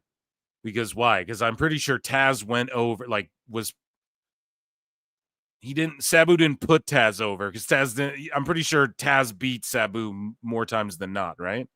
So Sabu helped get him over, but didn't put him over. That's always a debate, right? It's two different things, but it's like the same thing. Anyways. Heyman wanted to push the heck out of him, and rightfully so. My job was to come in for one match and wrestle him and put him over, and Sabu didn't have to let me put him over there. There you go. So I guess Taz did put Sabu over. But how many times didn't they clash? Didn't they clash a handful of times? Do anything in that match. He could have just, it was about him, not about. Yeah, because wasn't his debut, Taz's debut, when he had hair and was barefoot, I'm pretty sure it was against Sabu. And then down the line, they became great rivals, right? So amazing shit. Me, and he was so grateful to me, and I'll never forget it. Even though we became very deep rivalry, love-hate type thing, but more love than hate. He got me over. Like, he got me over every time we stepped in the ring or anything we did. Like, when I came back with my injury, like, without him, I would not have accomplished anything. But what Sabu has accomplished in his career has been amazing. This guy is amazing, and he's just a great-hearted soul. I'm going to miss him immensely. I feel horrible about this. Rest in peace, my brother Sabu. Please, rest in peace. Yeah, man. Sabu was on Legion of Skanks podcast like a week ago. And he was just drinking pints of beer. And then, yeah, it's unfortunate. So here is the clip from Family Guy. Shout out Fox. Let's check it out. The student you're matched up against today is Chris Griffin. He's not much of an athlete, so go easy on him. I wonder where he is anyway. By God, it's the Griffinator from the top rope! Yeah! As a husky kid on the spectrum, this is the only kind of wrestling I'm into. You don't have to explain yourself to me, Chris. As an adult whose bath mat is newspapers, I'm pretty into it too. Yeah, and I mean, if people are going to, why is nobody pointing out? Why is nobody pointing out that basically, if you really want to get meta about the joke, he puts an Excalibur mask on and is like, I'm into it too, after they just called AEW fans fat autists, basically, right? Am I wrong about that? He puts an Excalibur mask on. Oh, it's a call to an AEW wrestler. So he's like, this is the only kind of wrestling I like. So if anything, that was like a diss at AEW, if people want to break it down any type of way. If you want to be meta and be like, oh, well, it's an AEW mask, it's alluding to AEW. If that's how people want to play that, okay. That was a diss to AEW on Family Guy. It's the only way to interpret that. And pro wrestling fans in general at the start. But then when he puts the Excalibur mask on, then he's like, I'm into it too. It's like, well, that's a shot directly at AEW. So I tweeted out, we had a great discussion with Awful Wrestling about, AEW's pushing out their own book, their own bullshit revisionist history book. And I tweeted out, AEW's book is bullshit if Cody and Brandy Rhodes weren't interviewed for it. And then Teal Rhodes liked that shit. Right? So it's just facts, man. So Ricochet hopes he never returns to WWE again. Okay?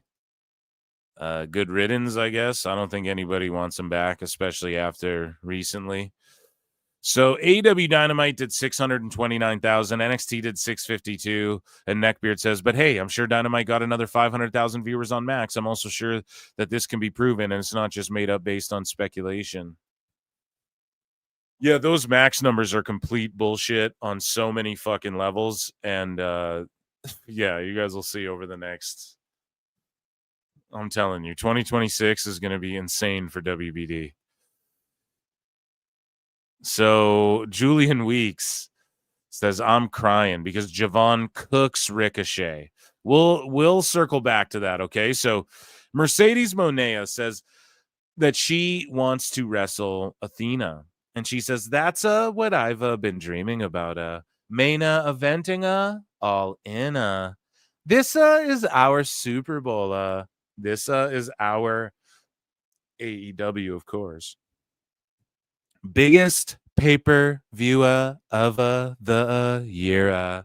And you're talking to the biggest star in all of professional wrestling. In all of women's wrestling. I put women's wrestling on the map. To do that in Texas. Well, I am the Beyonce of wrestling. How many things of wrestling are you? I have a list. And I cannot wait to show everybody not only my dance, my gear, my new do, my outfit, my look. See, she actually says that shit. Just the match alone. And she told that to Denise Salcedo. Right? So she dropped the one belt, just my look and everything. And so Ricochet's wrestling Zach Gowen. So Montez Ford takes a dude's leg. It goes viral. Ricochet's like, I'll do that. Aha. And then he fucking wrestles Zach Gowen, I guess, and took his leg. And yes, Zach Gowen, the guy from the Mr. America angle on SmackDown all those 20 years ago. Yeah, that dude. Right? And so shout him out for getting a payday and shit. That angle got so much heat, like that whole storyline when Brock was like F5ing him and bloodying him up and F5ing his one leg into the post and shit. Because they did such a good job of building up Brock as like when he F5s you into the ring post, your leg was cooked.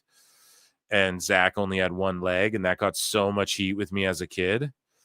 But yeah, I was a fucking kid, so this is cool, I guess. Who watched this? You all let me know. This is on the 14th, actually, in a couple days, so I'll be excited to check that out. We'll be watching it live, right?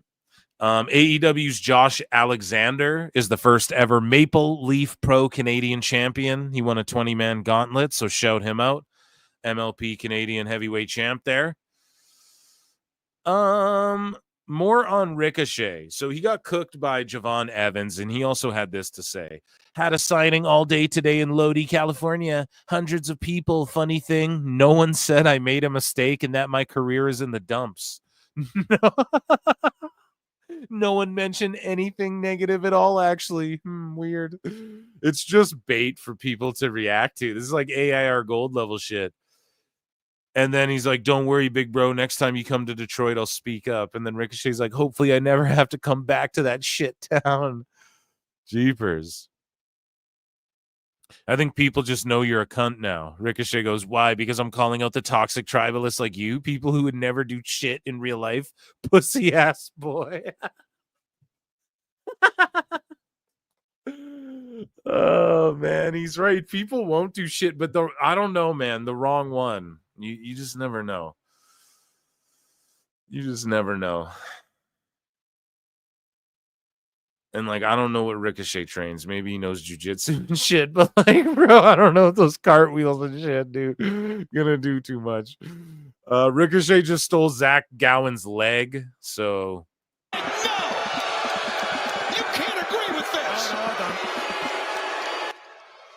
I mean, why are they always doing stuff after WWE does the stuff? You guys know what I mean? Like Montez Ford grabs a dude's leg and hits someone. It goes viral. Then all of a sudden, like a week later, Tony's like, I know, call Zach Gowen. We'll do it better. You know? I don't get it, man.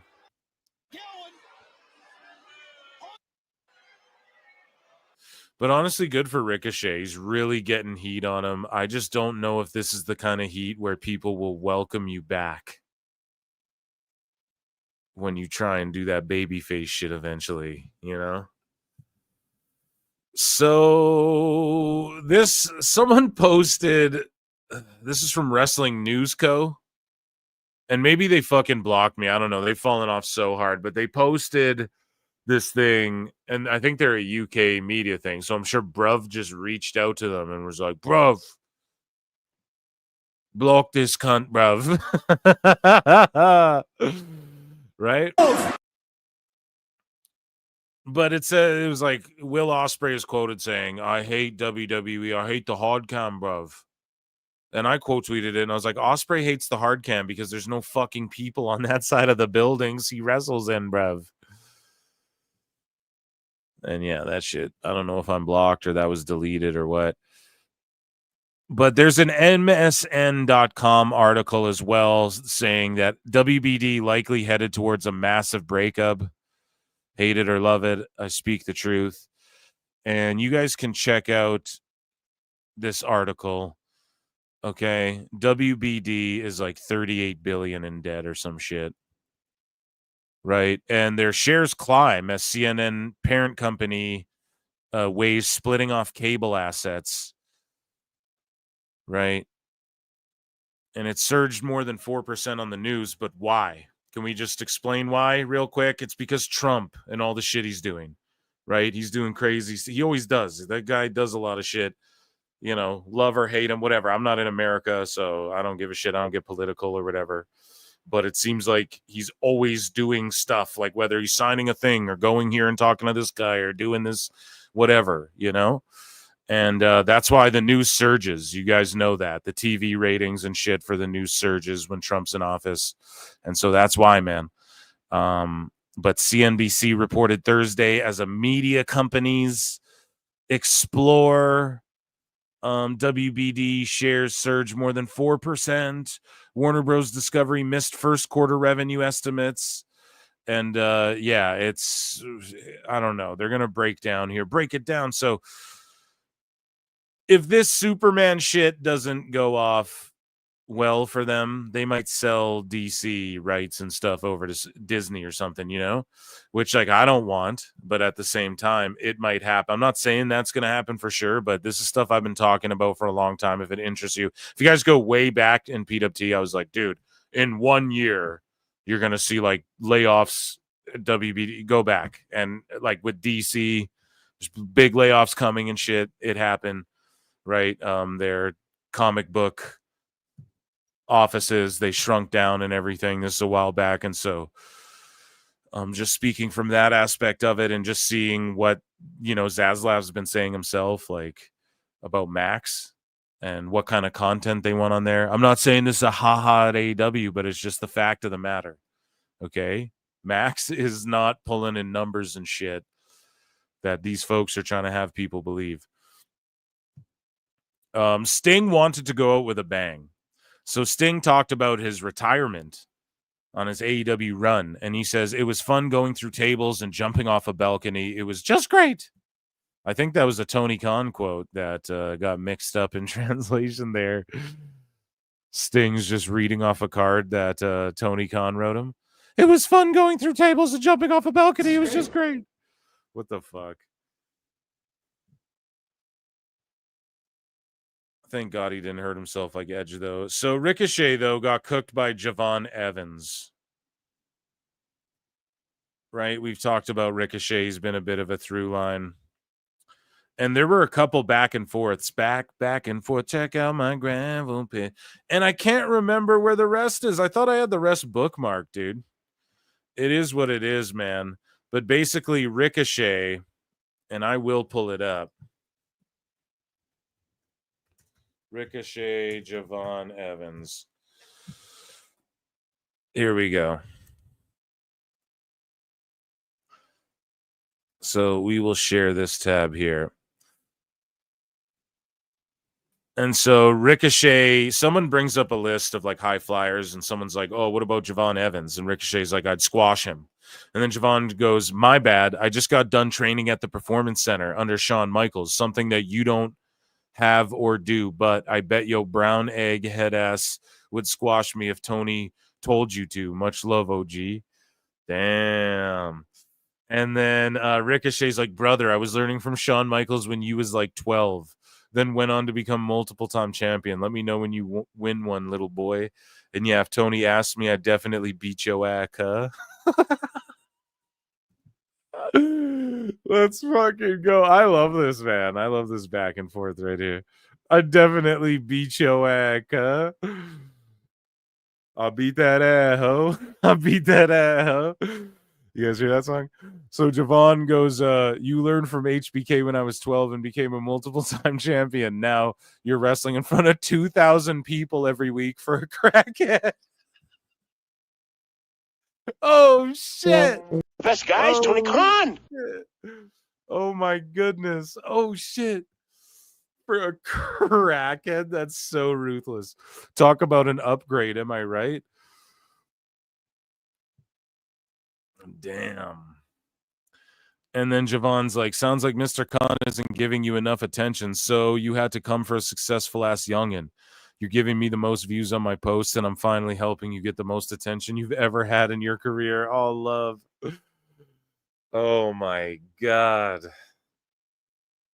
There's a lot of sickos melting down, too, being like, oh, Javon is he just came off like a child and blah, blah, blah. It's like he is. He's like 19. You fucking idiots.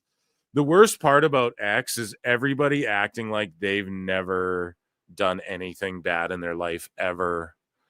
You know, they're just all infallible. You have to dissect every fiber and stitch and piece of fabric of every person. And if one thing's off kill, it's just so judgmental and cunty.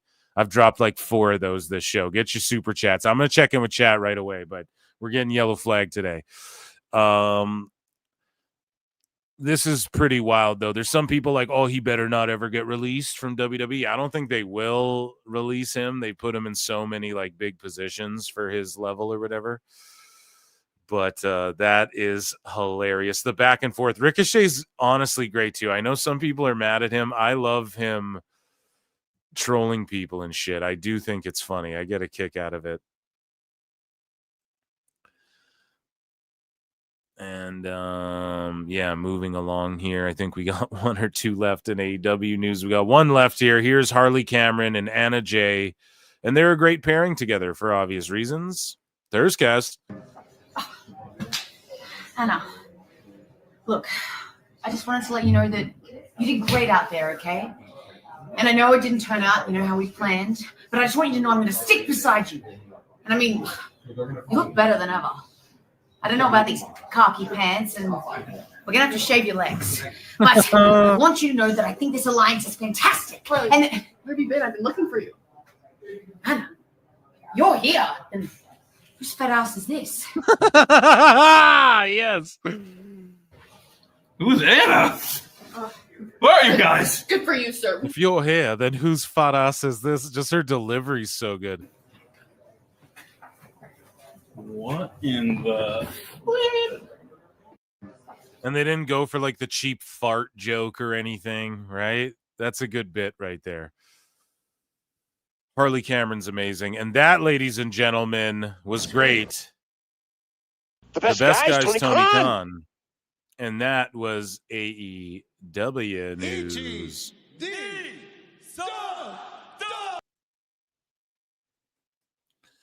So we are going to get into some IWC sickos, I think is the way to go. Possibly. I think we got some funny ones here. We do.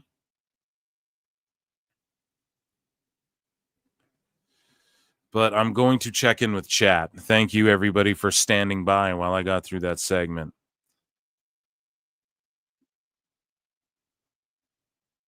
Okay. So I got that lined up.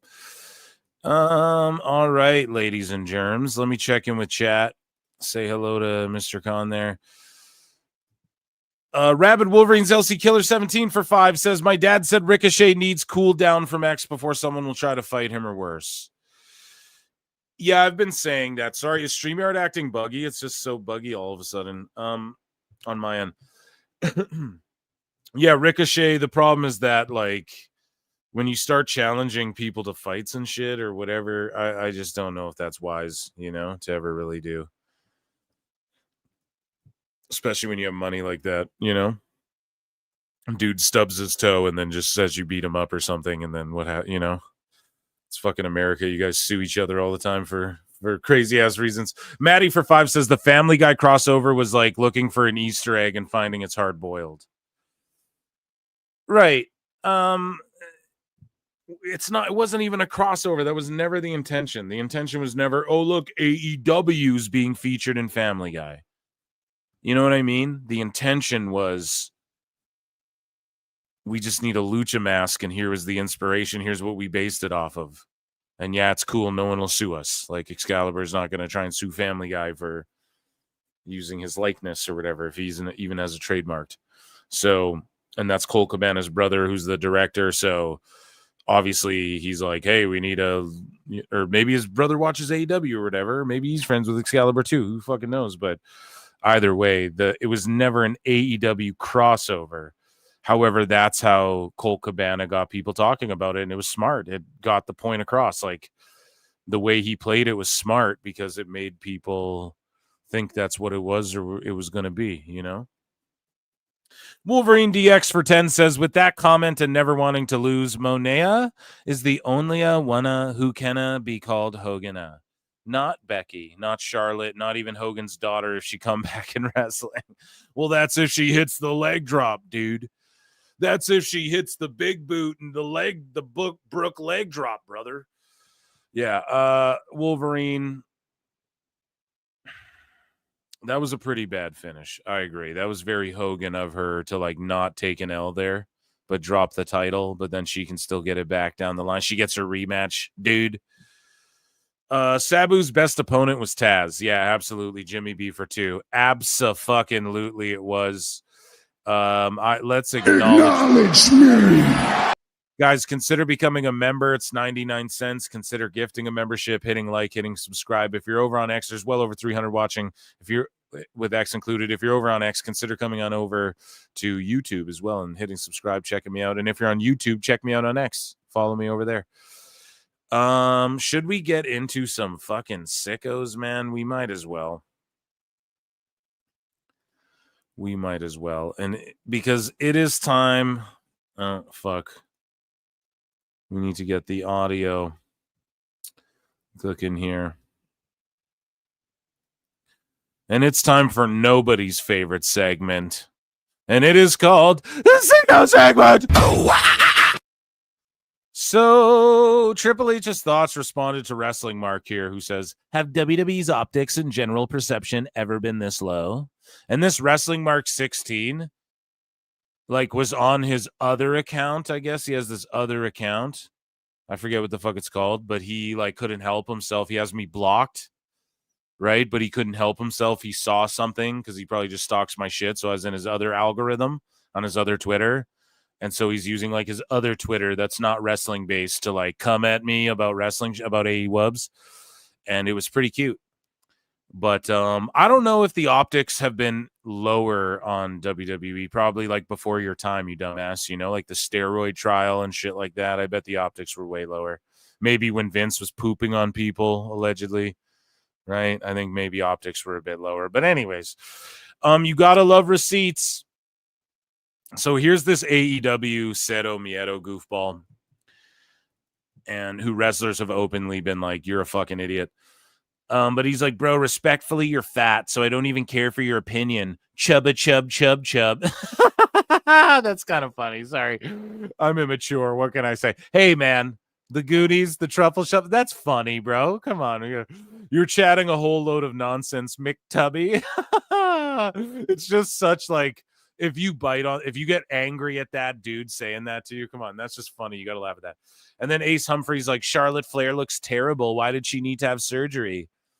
And then both these goobers are like, Ace Humphries like, why people would body shame a wrestler like Cora Jade who's worked hard and came back from injury is insane. And then this guy here, both of them, these two chuckle fucks together. Downright disgusting, bro. I'm glad she's spoken out about it, but hey, the WWE fans are already defending it as per usual. And then they wonder why there's so much tribalism in wrestling. How can you defend body shaming? How? Especially when it's come from the source itself. So I called out the Ace Humphries guy as well for some other, like him body shaming or whatever, making fun of Charlotte's looks, and then another instance of this, and then he just blocked me right away. It is what it is. I don't care. I'm happy that the dude's blocked me, you know? Sickos like this is the type of shit, like they're just saying anything. So once you identify that, so I bring it to the show. Right? Like this guy's feigning fucking outrage. This is absolutely disgusting. No one should be body shaming anyone, especially not your bosses and co-workers. Absolutely disgusting work from the WWE. Whoever is behind it should be ashamed of themselves. I wonder how many other people are going through this letter too. Whatever. So when people show you, like they're just say whatever, you know, you just mute or block or whatever the fuck. That's the way to go about it. So, Fluteless Aggression had this to say. Fluteless Aggression. I mean, pretty cool. Pretty cool name. Pretty sweet guy. Let's just But they had this dumb shit to say here. So, WWE pulled Jeff Cobb early, forcing New Japan to change the title match for Duntaku, and still haven't used him. And they saved him for Backlash. This was 6 days ago. So, yeah, they saved him for Backlash, bro. And I wrote, he's on vacation taking a minute before he dives back into the most work of his life. Jesus, let the man live. Great name, bad take, you know? So Pro Wrestle Counselor posts this.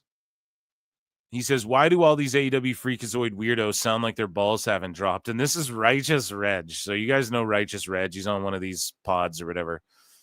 And he's like saying this under his breath. Like, listen to how he won't fucking even say this out loud. 25 greatest moments in wrestling history. 25 greatest moments in wrestling history. Psst. Hey, guys. Psst. Guys. Greatest moments in wrestling history. No AEW. Fuck this man. Fuck this. Dude won't even say it with his whole chest. 25 greatest moments in wrestling history. My ass. This is World Wrestling Entertainment, you fuckers. 25 This greatest. is World Wrestling Entertainment. Oh, I'm sorry. Yeah, I know. You fuckers. Hey. Craziness. Moving along. So CM Punk Instagrams out, stop touching strangers in public. You fucking sickos. Not that he should have to say that. So here is Matt Hardy. And he tweets out, just learned someone called the Carolina Cockroach from TikTok posted these videos of Jeff and I.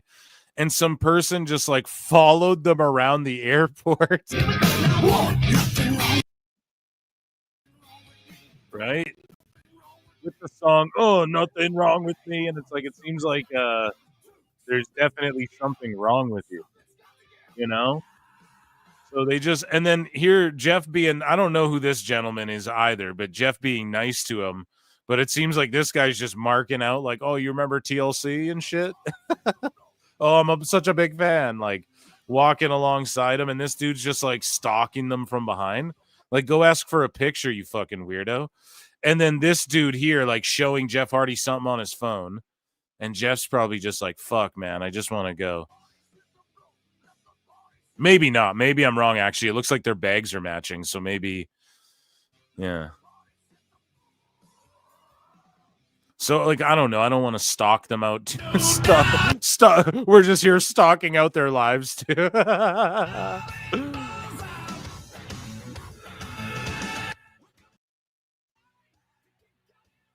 But even Matt's like, oh, hey, what's up, guy? And he's just, like, filming him. Like, doesn't go, hey, dude. And how does he keep, like, getting ahead of him? Like, why is he just watching him? Maybe the person genuinely, like, maybe they're have like a problem. Oh God, I'm so not politically correct. You know, maybe they there's something fucking wrong with these guys. Oh, you know, maybe there's they have like a, what's the word? I don't want to say handicap, but you guys know what I'm saying? Like maybe this is a person who has like autism or so. I don't want to just throw like autism, right? People just throw that around these days, but maybe it's something like that too, where they just don't have good like social whatever the fuck. And this is what, you know, I'm not going to rule that out either before we know, but definitely creepy and weird. So AEW Defender responds to Javon Evans versus Ricochet and goes, well, I'll officially never like this guy. You see where those dumbass copy and paste insults get you? Recycled jokes is all the bitches around here got. Recycled jokes. You don't have any jokes, Defender. Here's the thing. Javon would slap the piss out of this guy. Why are you calling him a bitch? You're that booty hole hurt over Ricochet. And these are the sick freaks who go, oh, you fucking fed sucker, bootlicker. Look how booty hole hurt you are over Ricochet getting dissed by another wrestler. And Ricochet was egging him on like to get a back and forth going. And you're that much of a mark. You're like, oh, recycled jokes is all the bitches. You're calling wrestlers bitches now. This is what I mean. You just don't. I will make fun. I will keep it 100% real. I will do impressions and I will shoot straight with you guys on match quality, promo quality, whatever. I don't go and call wrestlers bitches and pussies and stuff, man. It's so cringe. around here and it's really, really old. What copy and paste? He called him a crackhead. I've never heard someone call Tony a crack. They call him a fucking cokehead all the time. Okay, where's the copy and paste jokes? Right? In front of 2,000 people, that's being generous, man. It's like more like 1,200. And yeah, I just quote tweeted this and I was like, Javon would slap the shit out of Defender, and these sickos have 65 IQs and have never actually dealt with the repercussions calling other men bitches to their faces. It's pretty crazy. Anyways, Elena Black says, hit me up on Elena Black at Yahoo. And then people start DMing her or like emailing her, and she goes, didn't think I had to clarify, but this is for bookings and inquiries only, you weird ass insensitive fucks. So what are people sending her, like dick pics and shit? You sickos. You sickos. What? God damn. So Sean Ross Sapp, he puts this somewhere. Is this in a Discord that you got to pay to be in or whatever, behind the paywall, Fightful Select? But woof, Ricochet really trolled a guy into getting media class for the whole PC. So after the Javon Evans Ricochet fight, the dirt sheets come out and say, oh, per Fightful and SRS, there's media training, right? So he flat out told people this somewhere. He messaged, oh, Ricochet really trolled a guy into getting media class for all of the PC. Well, here's the thing. All of the PC already gets media class. What the fuck does that, bro? They already get that. They already get media training. They already get training on how to act and cut promos and do everything, how to work a camera and shit. So what are we talking about here? Media class. Such a vague fucking thing. But anyways, Sapp puts this out more publicly. Sean Ross Sapp of Fightful, right? So this is more public thing. He goes, to make it clear, I never reported that WWE is undergoing media training as a result of yesterday's tweets. So he wants to play this game where you didn't report shit, but then you just said it to people as if it was factual in a fucking private thing where they pay you to be there, or where is that? That's pretty crazy. And I don't know. I'll probably get psychotic DMs of it. No, I'm not trying to drum up shit, but come on now. What do we got to fucking Are we playing semantics? I'm just a gossiper who sells dick pills. Okay. Nixon Newell had this to say about WWE releases. She goes, imagine thinking you got a sick clap back for a tweet by saying it's just business. Or this is towards the wackos and sickos, because she had, we covered it on the show. She's like, imagine being fired from this company or whatever. That's ruthless what they did. So Nixon Newell Tegan Knox says, imagine thinking you've got a sick clap back for a tweet by saying it's just business. Sure, if you're trying to kill it. Far too many crazy talented people let go. But I digress. I'm going to enjoy watching these superstars kill it wherever they end up. Yeah, a lot of people do that whole like, well, it's just business thing. And I get that too. Like, I don't give a fuck if, well, no, I do. Like, Jesus Christ, man. How do we, it's the most successful tour of all time, music tour of all time. How do you measure that? Well, because they sold the most tickets and it drew the most and da-da-da-da-da. You know what I mean? There's ways to measure these things. So I just boil it down to that. I don't give a fuck if billionaires get richer, and I don't, and I do, and I understand it's just business, but like when, and I'm not equating, this could be a false equivalency here, but it's like, there's kids in sweatshops making Nikes. We all wear Nikes and, it's just business, It's harsh. It's the harsh realities of the world. And I know that's like a very big extreme, but people getting fired, that's the reality of the world. Right. And I do understand that aspect of it, but there's some people who just are like, well, it's the bottom line. And it's like, well, okay. also shit. That's why some of these wackos, they get mad when I've been criticizing WWE lately. Some of it, it's like it can't be all good all the time, even though they're sellouts. I'm allowed to like artistically break down why the fuck the women's tag division's getting fucked up, or why this I feel wasn't, but you know, I'm allowed to do that too. It's not just all good all the time, and even if business is good, that doesn't excuse if I want to make like an artistic critique about something. You know what I mean?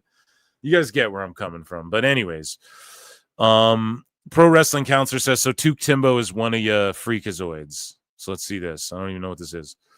Typical behavior from the WWE MAGA fan base. Oh yeah, I do know what this is. So Tuke Timbo, you know, calling WWE MAGA, the MAGA company, the MAGA fan base. Here's Tuke. He's a MAGA guy. Oh, really? A younger Trump standing? And this isn't like an L. Oh, you're a MAGA guy? I don't give a fuck. That's not what the L. The L is the hypocrisy. Okay? So he goes, so he's a Trump guy. He's like, oh, really? A younger Trump standing next to an older Epstein? Don't start defending Epstein, people, now. Donald Trump is 12 years older than Epstein. Trump only needs 3 more. Trump is destroying her. So he's a Trump guy, but now, so again, Tuke Timbo, everyone now go on your Twitters and block him.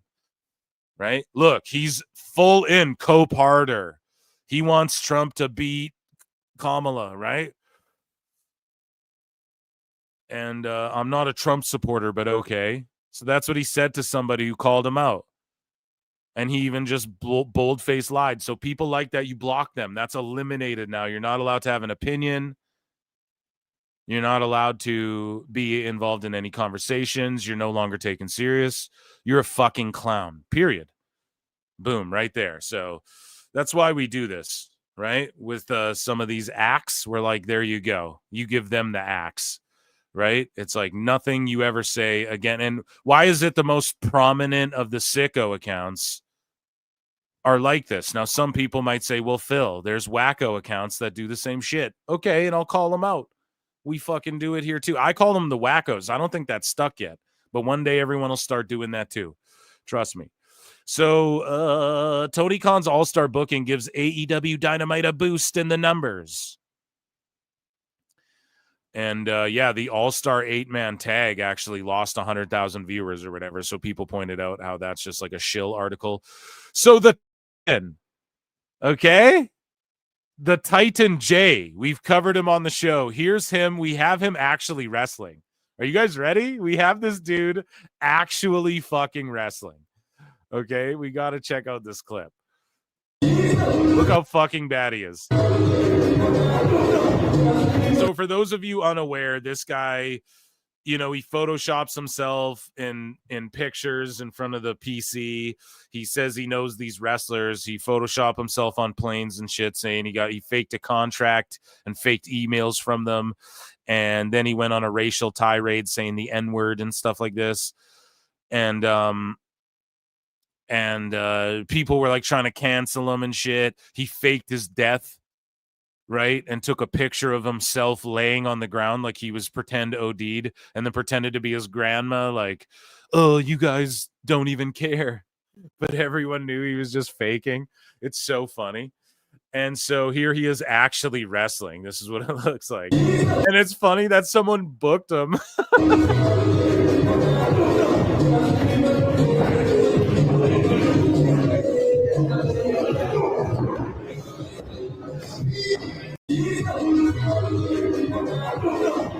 I don't know. That shit's funny, man. Shout out Titan J. You should come on the show.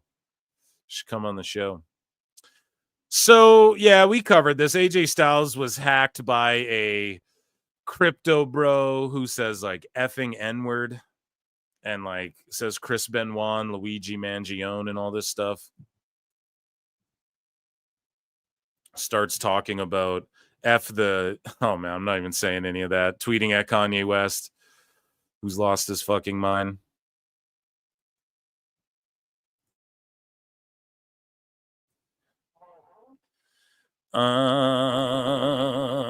The Titan J. It gets real. So I tweeted this out. I screen grabbed these and said, Rob Viper Needs a therapist and a juice box. So Rob Viper says, that Javon Evans tweet was extremely sad to read. Maybe he needs it. Okay, here, let me see actually really quick. Do I have a clip? Okay, no.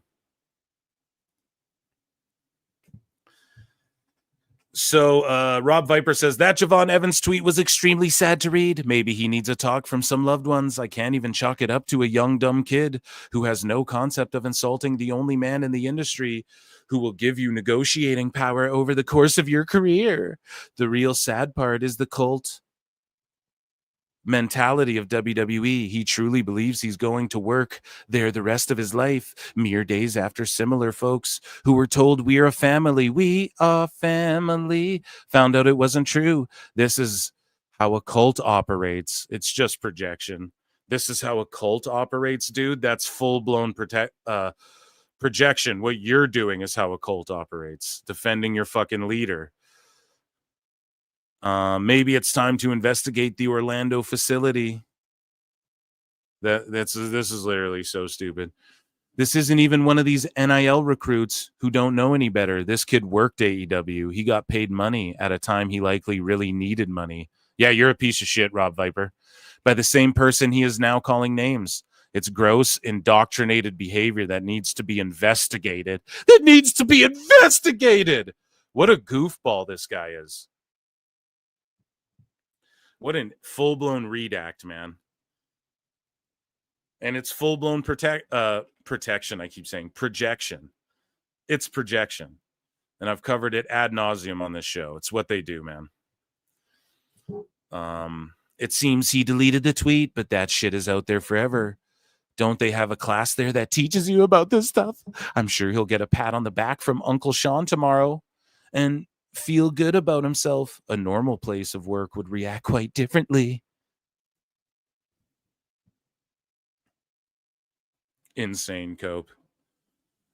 So more SRS. He requests for Fightful to be banned as a source on this subreddit, the squared circle sub or whatever it is. And Sean Rossap says, I was reminded why I got off Reddit today. One of their users took a comment from a Discord not intended for aggregation. Do not aggregate. That nobody in that Discord took seriously. Bro, it doesn't matter. Holy fuck, man. Oh my God, Sean, that doesn't matter. Nobody took it seriously. So you're a mind reader? Why did it get leaked out and people ran with it then? Because someone took it seriously, Sean. Jesus Christ, man. So you threw it in there as a joke? So you were lying then. So you just lied to your Discord people like Elbu to try and get them to pay you to come leak them stuff, but none of them took that seriously. But it's just such like bullshit, man, all the time. Just be upfront about it. Then when I clarified, a bunch of people in there got mad. There, THERE, got mad, and right, he wrote THEIR, got big mad, and acted like I'm not allowed to joke or be sarcastic with my own friends in my own Discord. So now you're a jokester. So Sean, when I say what I'm doing is jokes, and you get big mad, now it's crazy, bro. Now you're SNL trying to be SNL, right? I swear that stuck with him. I told him that in a comment once under one of my videos. Sean was freaking out. And I was like, bro, you're CNN. That's how people perceive you. I'm SNL. That's the difference, right? But yeah, coupled with the fact that people last year, they were doing weird things, like claiming I was lying about missing the Royal Rumble. I was spending my grandmother's last birthday with her. I would much prefer if the platform just outright banned Fightful stories and news, since so many people there seem to hate me or claim we're not reliable. Yeah, well, I'll agree with Sean on one thing, and I'll give him this. Reddit is red-tarded, man. Let's be honest, dude. Reddit is a mindfuck. Yeah, so this was Ace Humphreys. We covered that, right? He blocked me. Never fails. He was body shaming. So John Alba gets into it a bit with Raj Giri, sorry.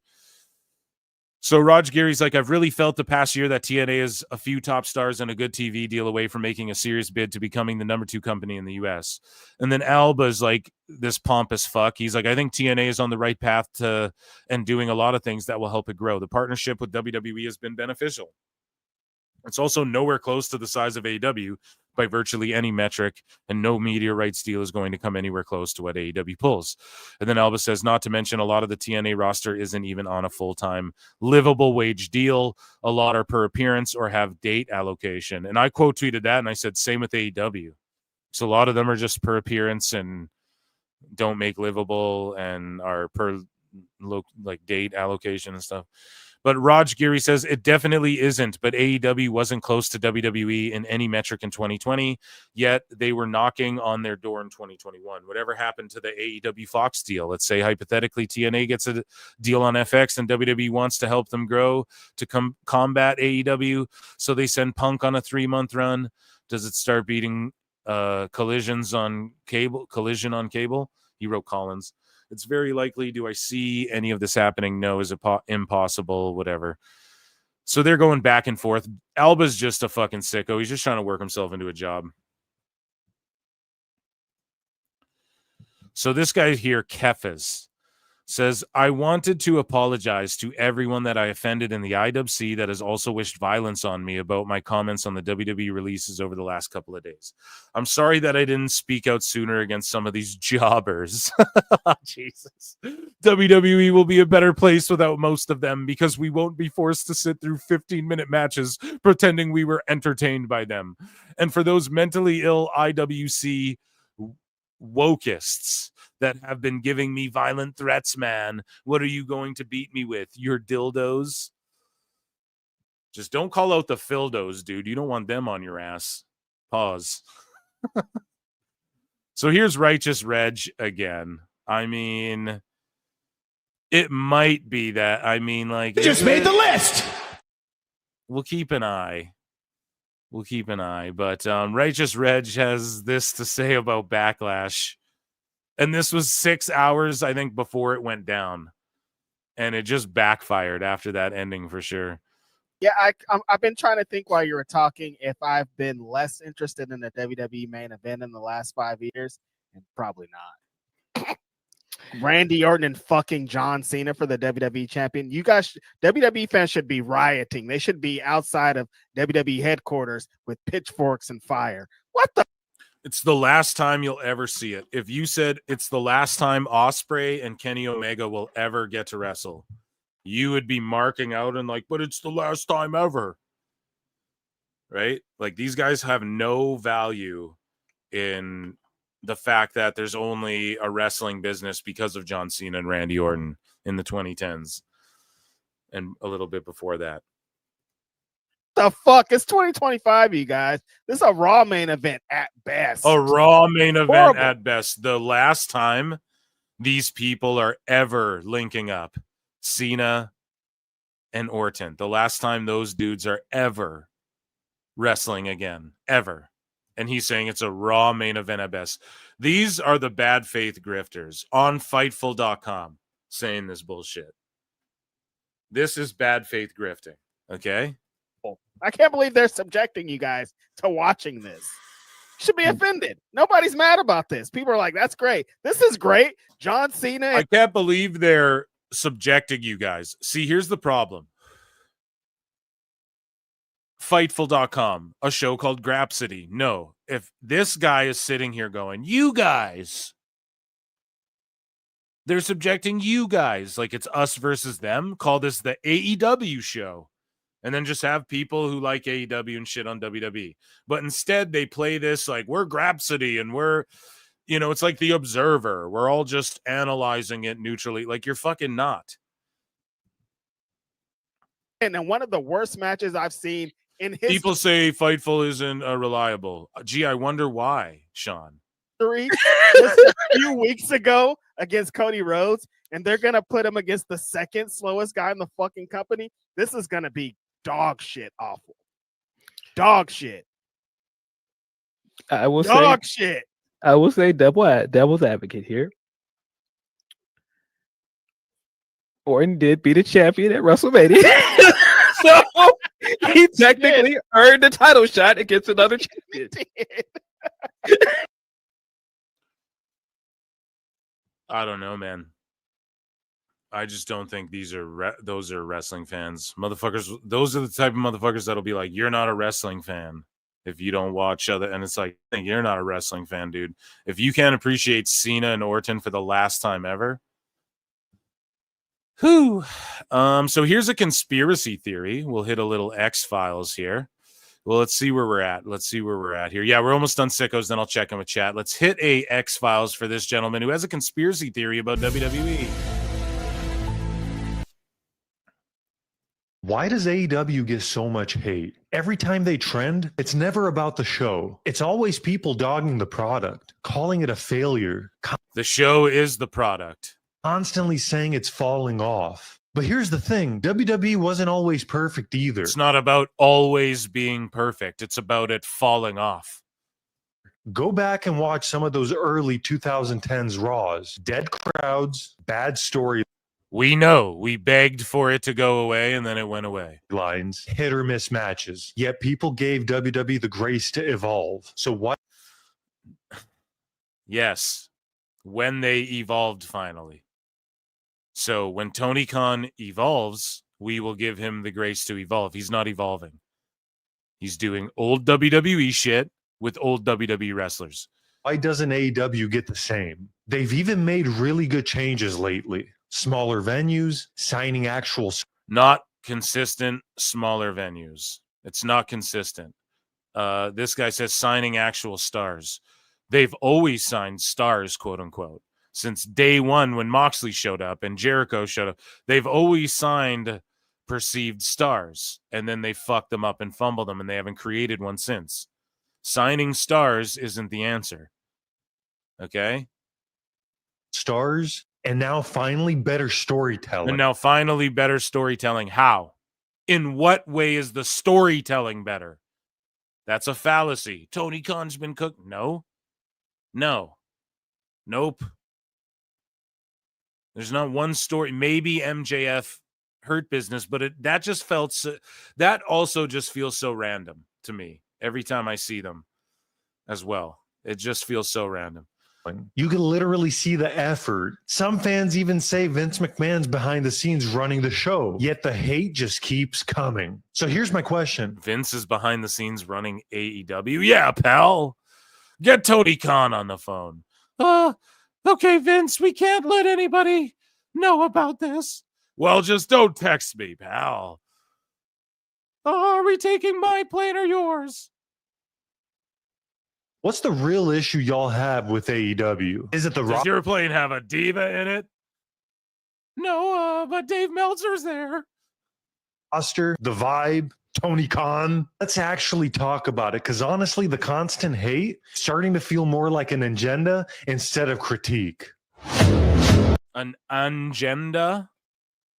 I don't think it's an agenda, bro. No, I'm just nitpicking now. So Ace Humphrey says, this behavior with WWE is ridiculous, and especially when AEW All In is on the same date, because WWE is potentially looking at the weekend of July 12th to host Evolution 2 in Atlanta on the same day as All In Texas. And WrestleGraph says, how dare WWE do an all-women show and ruin the made-up narrative about women in WWE? And that, ladies and gentlemen, was our sicko segment. I thought that one was good right there, right? I've been curating it way better.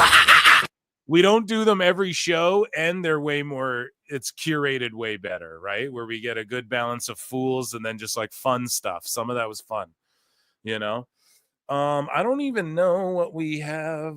We got WWE news. Let me check the times and everything.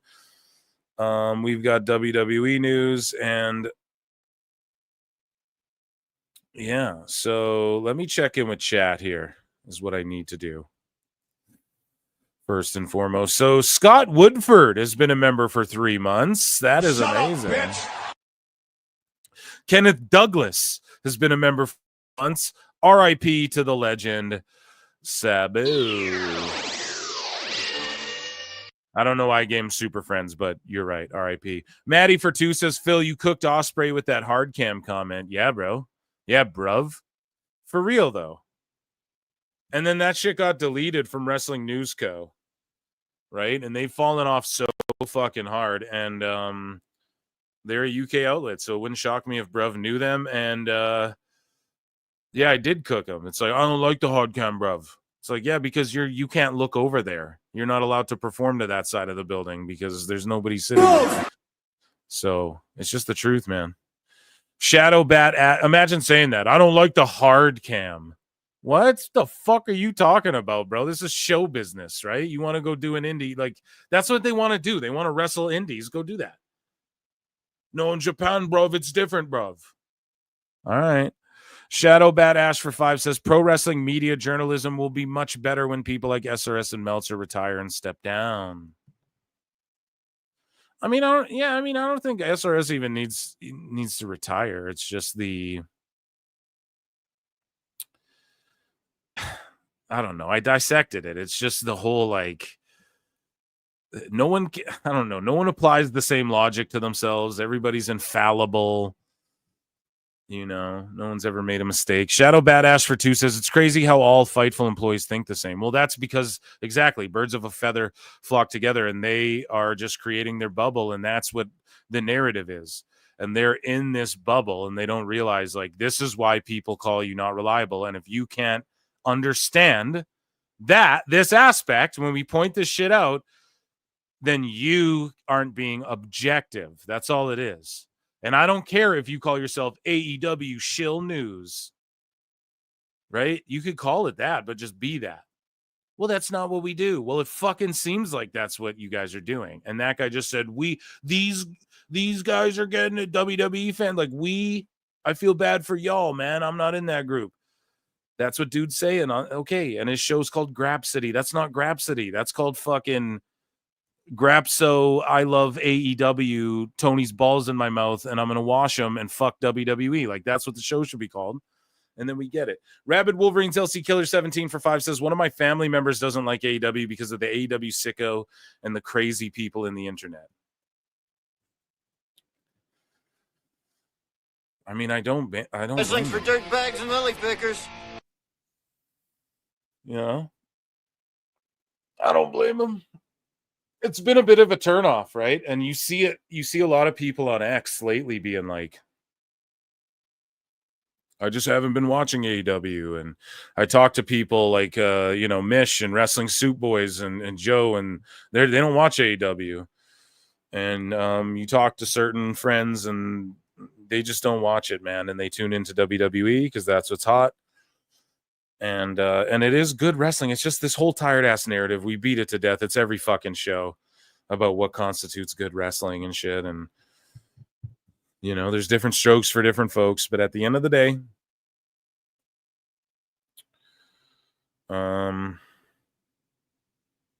yeah, I get it. It is about what draws the most. But there is something to be said about the psychology of the matches and the level. Like, not everyone can make it in WWE. Anyone in WWE could go to AEW right now and have a run and get over, But not everyone in AEW could go to WWE and get over.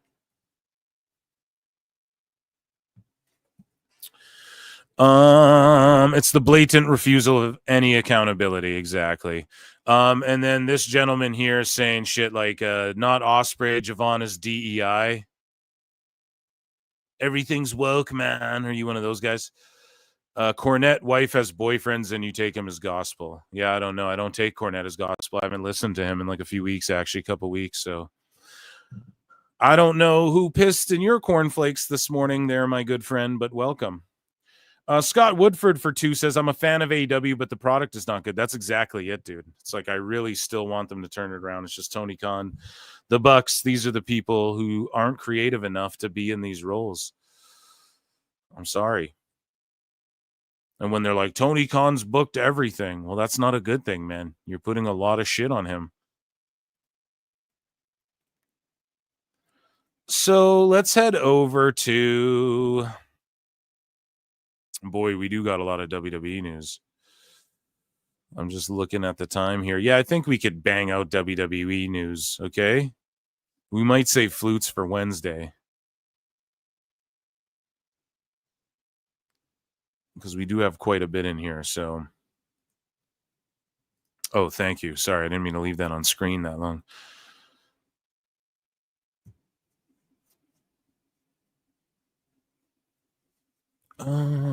People are just freaking out. Sorry, still waiting for you to provide a source about those statement you made that you never provided. Hey, Puff, do you and Tony have the same dealer? Bore ass. I barely know him. I agree. Daniel Bryan needs creative control. Yeah, I wouldn't disagree with that either. Will would be a massive star overnight in WWE. Yeah, but it's because of, this is why though. It's because he would wrestle the style the correct way. Do you know what I mean? It would be Will. You pussies would all cry about it. Oh, he's gonna be watered down, Will. But that's what would get him over and make him over, is the way they would wrestle him. You guys know what I mean?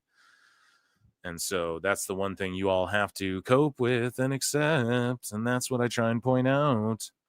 Just objective reality. So let's play a breaking news here for some WWE hot news.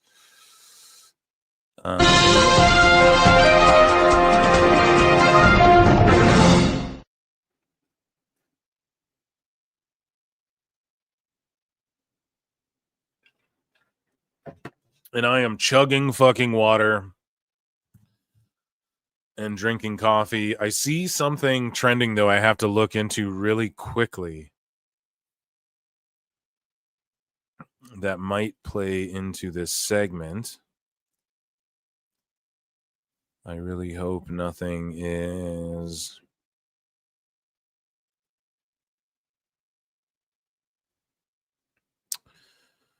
Asuka is trending. I was just like hoping she wasn't released. You know what I mean? I'm quickly looking like, oh shit.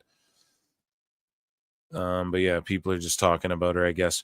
Okay, so WWE news here. We have Shotzi Blackheart. She wanted to help build Paxley and Dolan when she was in NXT. She fell in love with them and wanted them all to go up to the main roster together. So let's take a listen to this clip. Shout out Busted Open. Only have you for 2 months and then main roster wants you back. And I was like, great, that's perfect. Give me a little run. Put me with these girls. Like I want to build up Gigi and Tatum. I really believe in them. And I thought we were killing it. I thought we were super hot. And then I fell in love with them. Like I was like, oh my God, can we go to the main roster together? Because I have fallen in love with these girls. And then I was told like, oh, you're going to start a storyline with Chelsea, which I was all for. Chelsea is super great. And they bring me into SmackDown. They're like rehearsing my entrance on the Tron, and then they cut it. And then it was like week after week, nothing and nothing. And then I start, you know, to wonder like, oh man, my contract's up in a few months. Like what is going on? And nobody had answers for me. And that's like finally when I was like, well, I'm going to cut this promo and I'm going to get some answers by cutting this promo. Only have you for 2 months. And that's super shitty that she's getting ghosted too. We're watching you, Triple H and Shawn Michaels. Don't start getting fucking sweet here because you got everybody on your side in all the good favor because of Tony Khan's unraveling. Okay? We're watching you, HBK. We're watching you, HHH. Don't start ghosting people now like they're Layla fucking Hirsch. All right? Throw me a bone here. Yeah, Javon went off. We read that already. So Vince Russo, bro, he's accused Triple H of deliberately burying Cody Rhodes Barrow. Speaking on the Coach and Barrow show, Russo said, Triple H, bro, Hunter Hearst, hell, I invented the game, bro. He is not an idiot, bro. Let me tell you, if you do not comprehend that the longer we don't hear from Cody, the more you're burying Cody. That's what I tend to believe. Tommy Carlucci. All this stuff is done by design, bro. Can you imagine, bro?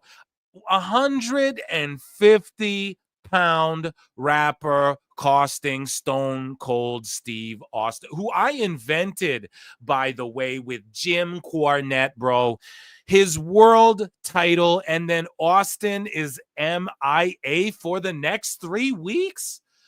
Bro, I mean, can you imagine, bro, in what universe would that happen, Tommy? I swear to God, my back spasmed out a bit when I was getting into that Russo impression. So speaking of Coach and Bro, man, they were going off. So Vince Russo went off there, and Coach goes off here saying Bayley is washed.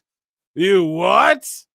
Right? Saying she's washed, brother. Okay, so Vince Russo goes off on Triple H and Cody Rhodes, and now Coach goes off on Bayley. Bayley is done. No. She's washed up. She's boring. I disagree with She's you. nothing. I don't agree She's with you. nothing anymore. She's nothing anymore, he says. That's crazy. She's nothing? That's pretty fucking bananas to say she's nothing, dude. Anymore. Disagree. What does she bring to the table? What does Bayley, if you dropped Bayley off the roster today, what would we lose? You could say that. Now that's a great point. That is a great point. Okay. But that just applies to WWE in general. Like if Cena went away, what are you losing? Like they're still going to sell out right now. They proved it. Right? You can make that argument really about anybody. However, Bayley's just like, if nothing, a great hand, Coach, you know? Like someone you can put in there, Coach. She's ready to play today. Look at she can be center field. But like, Coach, come on, bro. You know better. Bro, you know better than that, bro. About a lot of people. No. I didn't ask about a lot of people. I asked about Bayley. I also agree with the Jeezer. He says she's been boring since day freaking one. There are certain superstars. And when I was in the WWE for 13 years, there would be certain people, and she'd be one of them, that you'd walk around backstage going, how? I'm not the biggest like Bayley fan either. You guys have heard me being critical of her, you know? But it's definitely, if you can have her on your roster, you want Bayley on your fucking roster, dude. How in the world is she winning the Royal Rumble? Or how in the world is he doing that? To me, I've never, and I think she's a very sweet person, but there's a lot of sweet people. But I just don't think she's ever sold a ticket. Like ever sold a ticket for any rivalry that she's ever done. Bayley is done. Okay. Coach, that's just fucking stupid, bro. Come on now. Main roster? I don't know. You could argue, but like her and Sasha was cooking down in NXT. So moving along. He went off there. WWE is looking to hire a new writer-producer. Maybe I should apply. So Vince Russo goes off. He doesn't think that Triple H has gotten anybody over. Which you could argue that. Let's really think about it as Russo goes off, bro. I don't think Triple H knows how to get anybody over. I've not seen Triple H get anybody over. It's that simple. I've not seen the dude get anybody over. I mean, bro, like last week, I think it was on Raw. I don't even know anymore who's on what show, but you know, you return Aleister Black and immediately you put him in a 50-50 match. Yeah. You don't get somebody over that way, bro. He wasn't over the first time he was here because you didn't get him over. So now you're going to bring him back. Now you got to look at, why didn't we get this guy over the first time? You start with vignettes first, and you start with vignettes first, bro, and then you introduce wrestling moves. produce the character and you form a personality. The fact that he's throwing him right there in a match, the fact that he's throwing Rusev right there in a match shows me he knows how to get nobody over, bro. No one gets over on his dime. Nobody. You're gonna sit there and tell me Rosie Perez and Julia are Rosie Perez. What the fuck, man? Oh my God. You mean Rosie Perez from White Men Can't Jump and Do the Right Thing and Dance with the Devil? You mean that, or do you mean Roxanne Perez? Did you just call her Rosie Perez, dude? Whoa. You fucked up! You fucked up! You fucked up! Are gonna get over? Are you kidding me? I'm looking at these two girls right now. They're never gonna get over. Can you not see that? They're gonna be getting their pink slip in 6 months. I don't think Pink slips, ownership papers. So Drew McIntyre is officially sells his soul to the final boss here. Let's look at this little ad or video. Who shows up when no one is watching? Who knows your limits? What you're truly capable of? Who feels it when you hold back? When you quit too soon? Who has the power to block out all the noise? To push harder? To go further?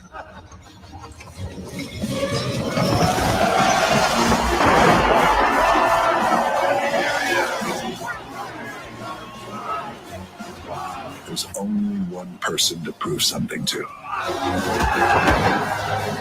You. You're already a champion. And tomorrow, you get to prove it all again.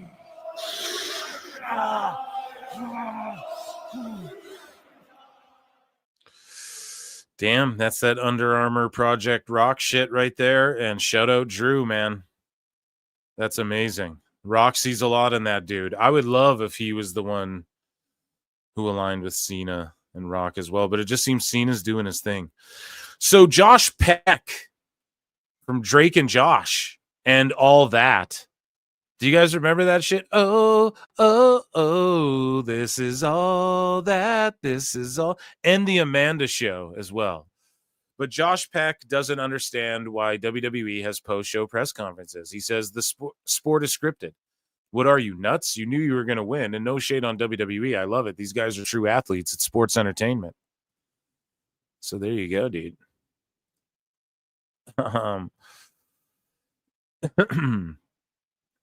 So my faction guy says, for everyone asking, yes, it got patched. So what happened was the other day, WWE 2K25 fucked up, right? It messed up so badly that 2K accidentally released the pack to have broken odds. We've literally made millions in an hour because of their fuck up. So millions of like the in-game currency, which is hard to come by, right? We just opened over 500 packs. Oh, and I got Jey Uso. The hilarious thing is I started with 130K my faction points and ended with 3 million. That's insane. And when I signed on, it was already patched. Poor me. Poor Phil Marks out.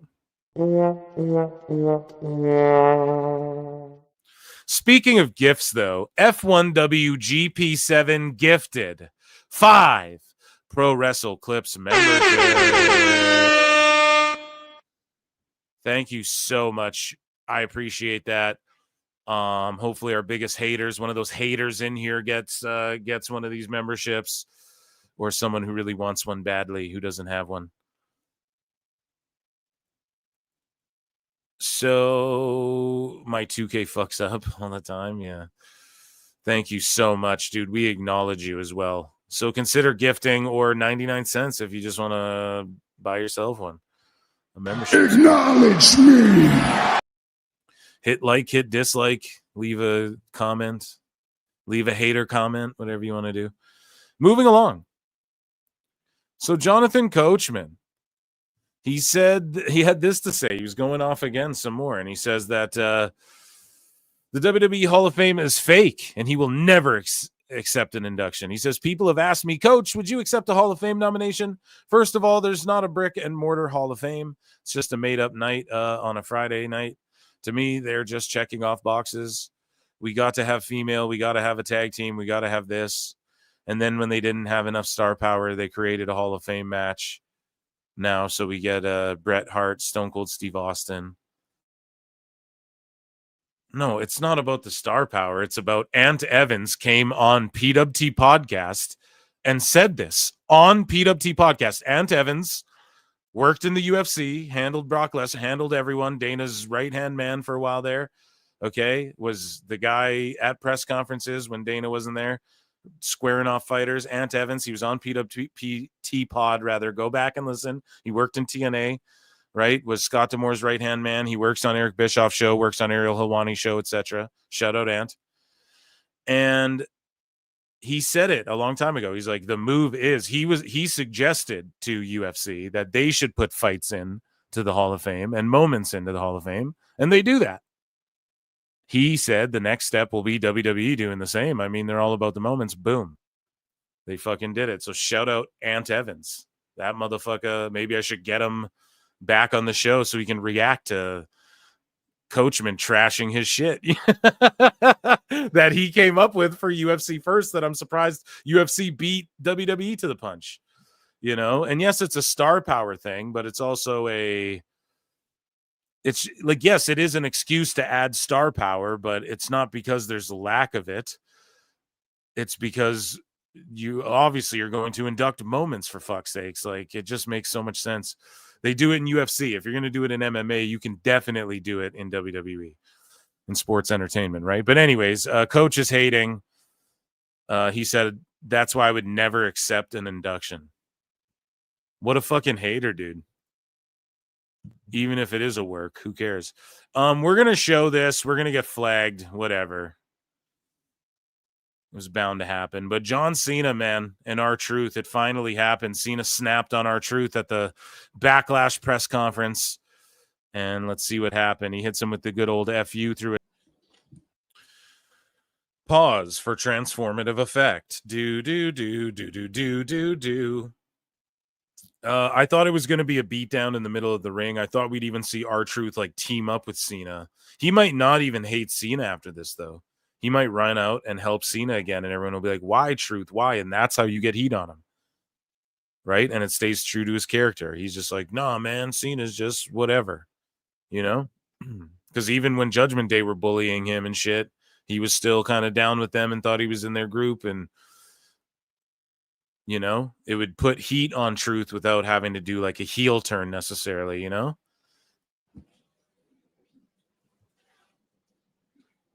Ron, that was remember way back in the day that there was rumors about John Cena and R-Truth getting into a beef at an airport? Over the line. You say one more thing, and I promise there'll be repercussions. John, hey, and none of the Mark reporters reacting. Come on now. That's pretty crazy, man. Shout out R-Truth.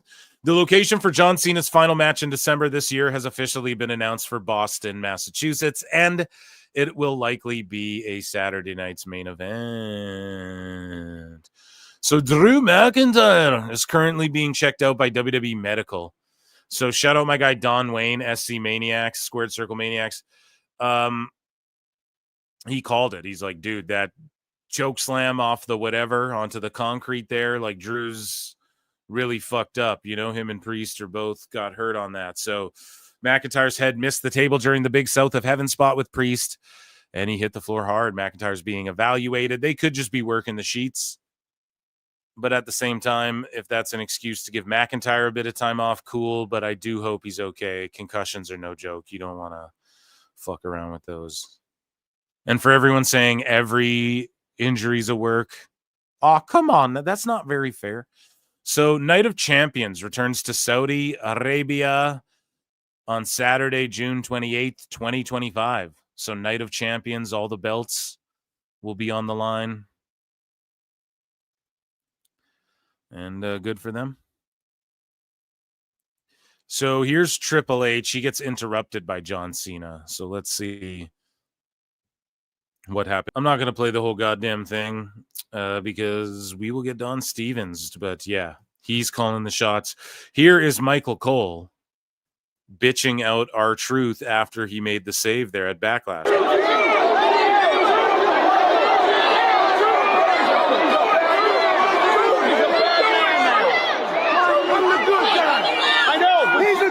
No, he's not. He is a good guy. R-Truth, he's not. He's a good guy. He's not. That's my brother, Cole. Then he gets FU'd through a table. That's my brother, Cole. So WWE is saddened to learn that Terry Brunk, known to wrestling fans as Sabu, has passed away. R.I.P. Sabu. We've been honoring him in almost every segment. Truly, hey? Only Sabu could appear in every fucking segment of the night. WWE has filed to trademark King of the Lucas. So what could that be for? King of the Lucas. Predictions in the chat. So BJ Ray, the penultimate episode of WWE LFG happened. They did other eliminations. I watched it today. Before I hopped. And I'm okay with the picks. It seems too obvious. BJ Ray, you'll see in NXT in no time.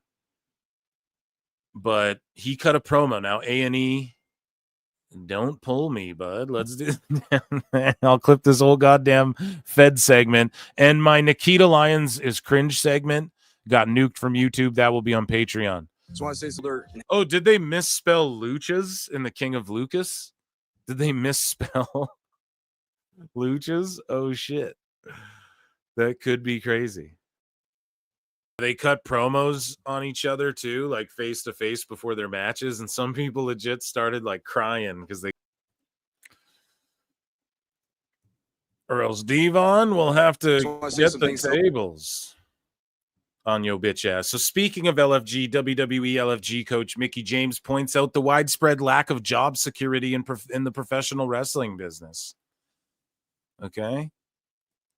And it's, again, kind of funny. Well, I don't want to say funny, but like she's talking about that for a reason. Right? And we all know that reason because she was recently let go of her job at LFG before it was even up, before the first season was even up. So that's pretty crazy if you ask me, and it's unfortunate for her. I think she's a better coach than Michelle McCool would be.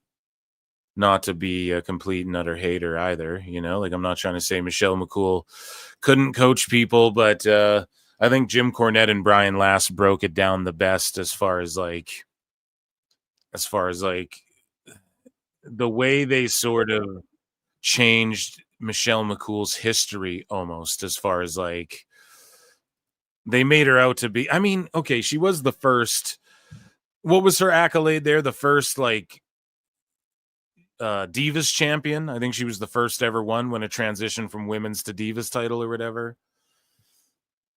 But other than that, I mean, it's not like she was in there revolutionizing women's wrestling. Not to take shots at Michelle McCool, but Mickie James, I love her as a coach on the show, and they're just not going to have her.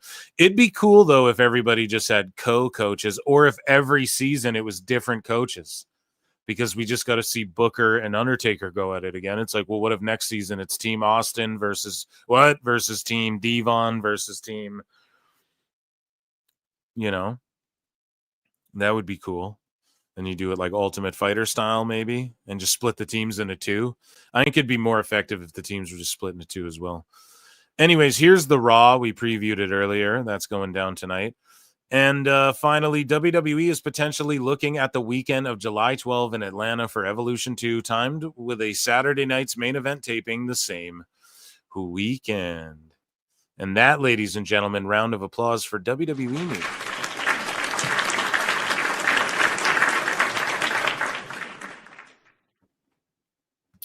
I will check in with chat here. Let me just tap in with chat. Chatty chat. Let's see what you all are doing. So Richard Adams became a new member. Thank you so much. We will acknowledge me. Appreciate you, Dick. Ageless. She love me some Mickey James. Can a brother get 20 more likes? Yeah, I don't know if that's going to happen, Vintage George Capture. There is well over 300 watching. I'm not sure how many over on the Clips channel. Like UFC. Ladies and gentlemen, joining us on the show, Chris Jericho. I look and see it's not just me. So many others have stood where I stand. We are the young, so raise your hand. They call us problem child. We spent our lives on trial. We walk an endless mile. We are the youth gone wild. We stand and we won't fall. We're one and one for all. The writing's on the wall. We are the youth gone wild. Let it get wild. Yo!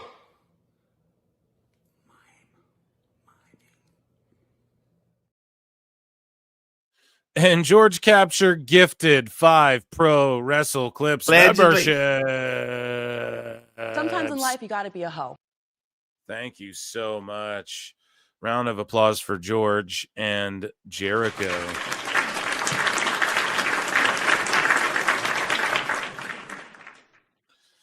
I hope our detractors got those. Guys, did I get a second wind? Okay, there's only one thing, I guess, left to do. I need to hydrate if we're going to do this. I was going to end the show, but I fucking love you guys so much. Let's put flutes in the chat. We haven't hit the 3-hour mark, right? Your boy Phil is the 3 to 6 hour marathon man.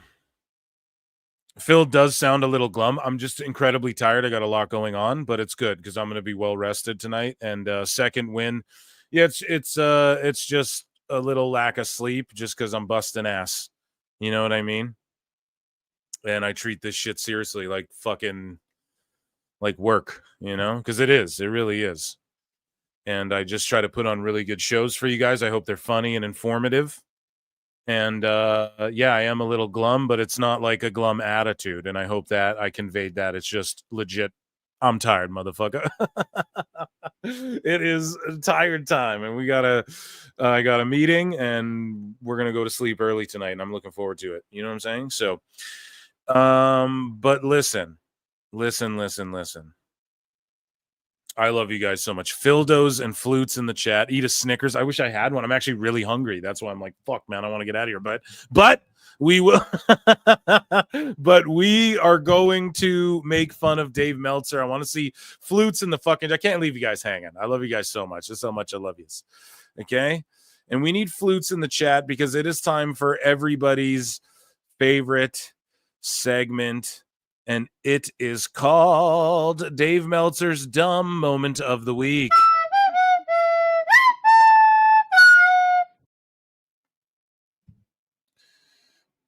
Okay. So Dave Meltzer believes Will Ospreay needs to look the part of a superstar, Brian. Meltzer fucking burying Ospreay here. No, not burying him. Shoots on him. So Meltzer says, when you're on television, Brian, you should look like someone important. Dude, Ospreay, he gives you all these stars. Like, this is how fucking funny. Just the first part right there. Fundamentally, let's just roast Meltzer. Dummy. Yeah. The motherfucker gives this guy 55-star matches. but he says he doesn't even look like someone important. How crazy is that right there?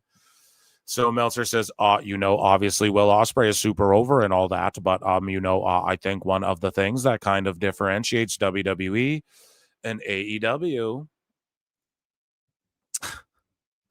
This is so goddamn funny.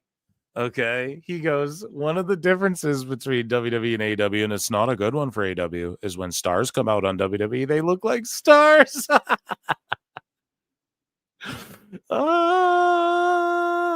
I know. Trust me, I study the stars, Brian. I know all about stars. They, dress like stars. They look like unique people. Exactly. So that automatically gets more points from everybody. Right? Hangman Page, it's fine because he's a cowboy. That's the gimmick. Well, the repo man would impound your car, Brian. So he would steal your shit. He was like a burglar. So it just fit the gimmick. I mean, the gobbledygooker was a turkey, right? Brian. Holy shit. Well, he's just a cowboy. So fuck it. He doesn't need any work. But Ospreay is a superstar. So he just, again, diminishes Page. Every time Dave tries to compliment someone in AEW, he diminishes someone in AEW or with WWE, whatever. He always shits on someone he always lowers one to put another one over. He doesn't know how to compliment properly, and that's why he's such an idiot. And I don't know why AEW people fucking shill or worship this guy, because he's so dumb. Right? But I digress. So his superstar promos, for that matter, his promo was awesome. But it just felt like in WWE, guys are going to look like stars, and when they're out there, and part of being, a star is looking like a star, and it, actually, really hit me, Brian, because Will looked like that, and then you see Lashley and Shelton Benjamin in MVP, and they come out there. Oh man, remember when Dave said it was a mistake to sign Hurt Business, but now he's saying, look at Hurt Business and look at this guy I give 50-star plus 5-star matches to, and he looks like shit compared to them. Even Dave, he doesn't understand how his own train of attempt at logic just buries AEW, ultimately buries everything. And I'm not saying everybody's got to go out there and dress like Ric Flair, but that was one of the reasons that Ric Flair was Ric Flair, was because he did that. Brian, if you studied actually the business, the NWA champions, it was always suit and tie because you look like a superstar because you're supposed to be a superstar. Whether it was Thez, Kiniski, Dory Jr., when you're the world champion or you're going for the world title, you look like you're somebody. So it's just friendly advice to Ospreay and to everyone. You're a TV star. When you're on television, you should look like somebody important. For the hard cam, he doesn't care about, Dave. Just some friendly advice. I study the business. I would know how to get over Brian. And so Dave Meltzer tweets out, Dynamite, did 629,000 with a 0.16 in the demo. Except it, it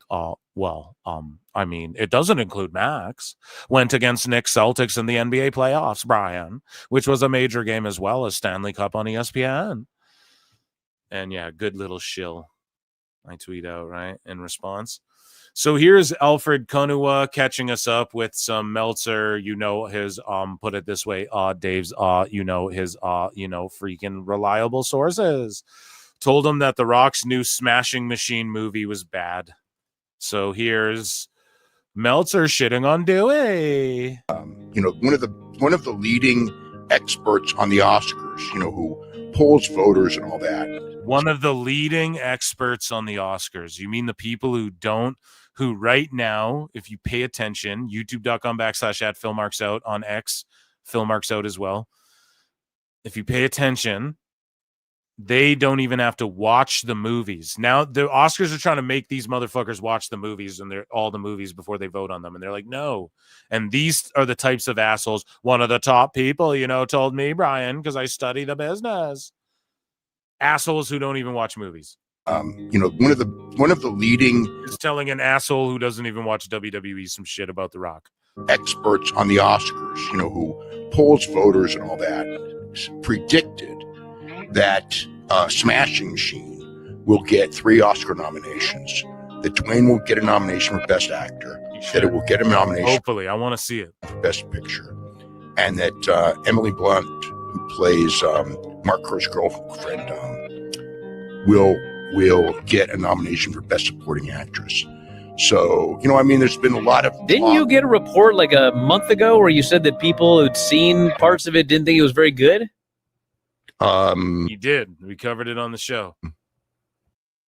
I saw a review from one person. I've only seen one review, and it was not kind. I'll just say that. Really? What do they not like about it? Just didn't think it was a good movie. Like the acting, the story?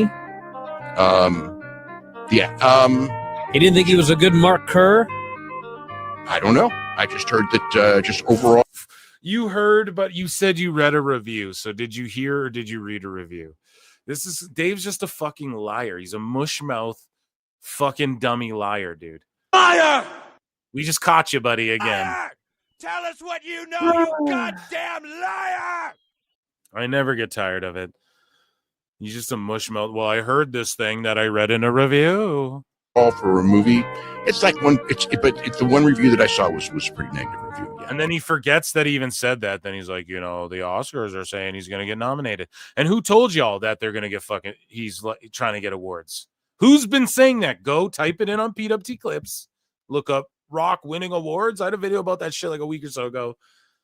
I swear Dave's listening and just regurgitating PWT Universe or something. I swear to God, like, motherfucker, I was just saying this, that he's going to get fucking awards. Now Dave is shitting. He's saying the movie's going to be shit. Now he's going to get awards. Didn't you just say, oh, I don't remember?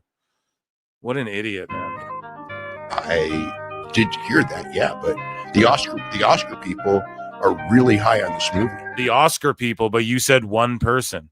And that's the thing that Dave does. Oh, yeah, the one Oscar guy, but the Oscar people are high on this movie, just like he did a moment prior. Oh, I read this one review. Well, I don't know. I just heard from people. He does that, man, all the time. It's a little shithead game. He never heard. You know what I mean? He didn't hear from people. He tries to cop out by making it sound. He did it twice in a row there in one thing. Thank you, Alfred, for that. That was a great little fucking own right there, because it's just two things back to back where he's trying to start by saying one thing and specifically one person or one thing he saw or heard, and then all of a sudden now it's like, well, the Oscar people, I just heard it around the water cooler. Which is it, Dave? Fuck, man. You know what they say. The idea was, if you tell crazy stories, there will be an appetite for more, even though it's all bullshit. So Max will be getting more aggressive, and this should have been in AEW news, but Max will be getting more assertive with blocking password sharing later in 2025. The company is starting now with a more gentle approach before it gets more aggressive. Last month, Max introduced the extra member add-on feature priced at $7.99 a month. And yeah, how's this going to affect the Max? I guarantee Dave's going to try and spin this into, oh, well, the Max number's down because the password sharing. You know, he's already got excuses for whatever. Meltzer said what pulls this up, that Rob Viper. So you guys remember earlier when I'm like, Rob Viper needs a juice box. He was the guy who wrote the essay in the Sicko segment about, this is like a cult. WWE's a cult. It's a cult, right? And he's just projecting. And he has me pre-blocked. This is who that guy is. Meltzer said what pulls this card. And he says, you'll be shocked to learn that Rob Viper is a mutant crossbred from the tainted F4W Voices of Bitches bloodline, so Voices of Wrestling. He's a self-described lucha expert who appears on sites and shows to discuss his Wrestling Observer newsletter Hall of Fame ballot. These people should not be giving life advice. And this was the guy, again, a Wrestling Observer newsletter Hall of Fame, his flagship Patreon. He's a lucha expert, and this is the guy crying, WWE, it's a cult if you think Javon Evans is right in what he's doing. Crazy, man. So Dave Meltzer makes up lies about Dakota Kai. He says one person said that Kai still had use on a micro level on the main roster, but was never going to be used in the top tier with the likes of Rhea Ripley, Charlotte Flair, Jade Cargill, or others. As they see as top women stars, they see long term. Brian, what a terrible sentence. You said "see" too many times. And also, how about this?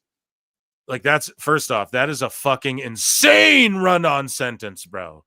That's a paragraph almost of a run-on sentence. A, can't get over that. B, she didn't need to be that. So that's okay, Dave. If someone told you that, that's like throwaway, who gives a fuck, goes without saying information. So Dave says, it was noted that she could have worked with Becky Lynch or Liv Morgan, who are also seen as top players. Let me see this. But it would be a short-term thing. Aside from that, they saw her future as just putting over the likes of Roxanne Perez and Julia. What the fuck? Who are the next ones with the idea of being pushed to stardom? The idea. Just say the ones being pushed, the ones they want to push. The idea of them being pushed, Brian, more than meets the eye. Optimus Prime. The thought was that long-term, it just say long-term, the salary they were paying her was not worth it to have her just lose to people on the way up. Right, but that's why you just have her lose to people on the way up and then pay her out her contract and pay off the damage control storyline. What happens when fucking Asuka comes back? Dakota Kai's just gone. And Kairi's getting yoked up, man. She's looking great. Io Sky is reportedly considered to be a breakaway star internally in WWE. So Meltzer goes, one person, it's always one person high up in WWE noted that, she has ridiculously great work rate and everyone loves working with her. So no one has a problem making her shine, letting her shine, and designing matches for her to shine, Brian. Yeah, she's like the best in the world, Dave. Brian. I don't understand how he can just say she's the world champion. And you're like, oh, WWE's keen on that Io Sky. They might push her. Yeah, she's the world women's champion. You fucking idiot. Jesus Christ, man. A breakaway star. Oh, you think the world champion? You think? God damn, this old coot. So Meltzer was right about this. Uso versus Paul is currently planned for Saturday Night Main Event. Apparently that's true, so good for him. Dave says there are a few people in WWE who are under no-cut deals, but they are very few. Yeah, that's like the tippy top.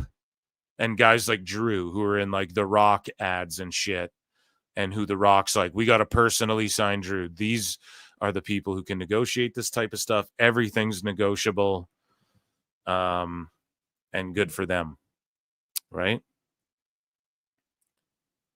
So Meltzer said what? Quotes the Wrestling Observer here. And this is what they had to say about the Crown Jewel pay-per-view. Even though it's Night of Champions. And Meltzer said what basically is quoting, okay, this is what Meltzer had to say. Because Saudi Arabia is getting the Royal Rumble in January, they aren't getting a pay-per-view later in the year. Meanwhile, they get a fucking pay-per-view. And Dave, it's called a PLE. Call it a PLE, you cuck. Dude, I hate how it's like, we're just calling them PPVs. It's like, all right, man, if you want to just be like old and in the fucking past, you boomers, like, I don't know what to tell you, but Dave just swing and a miss here. Because Saudi Arabia is getting the Rumble in January, they aren't getting a pay-per-view later in the year. So the WWE men's and women's champions will face the world champions just like last year. The belief is these matches will go back to being a regular thing in Saudi Arabia in 26, while the Survivor Series will have men and women's War Games matches. And then boom, Night of Champions announced. Dave fucking wrong again. Where's the Price is Wrong? He earned one of those.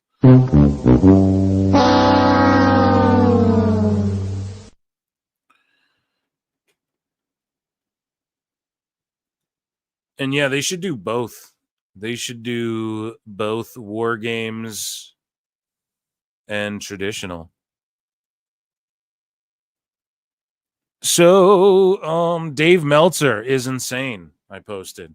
So Eric Bischoff responds to somebody who says something about like Meltzer in Mexico, right? And Bischoff says, "There's no reason to denigrate Mexican tap water like this. You owe Mexico an apology." Meltzer said, "Here's the wonderful thing about you being back. At the 6-year mark, if you're still around and your company is doing $100K plus for 9 pay-per-views a year and had 2 gates above 6 billion and garner $500 million TV deal, you'll have proved to be as good as the guy who spent years saying he's bad at his job. Tony Khan." Dude, how is he not being The best paid? guy's Tony Khan. If he's not being paid, it's the biggest L ever since Big L, dude. Okay?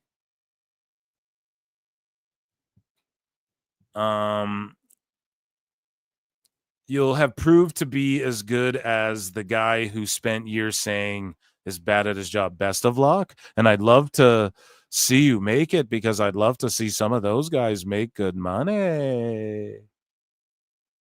Oh, man. Dave is utterly a delusional, insane fucking person.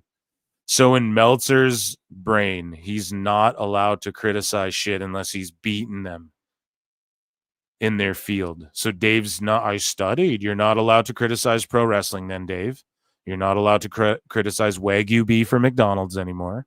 You're not allowed to study or, pardon me, critique Taylor Swift or what all this other dumb shit, right? You're not allowed to critique anything, Dave, because you're not successful in anything other than selling a dirt sheet. Oh, man.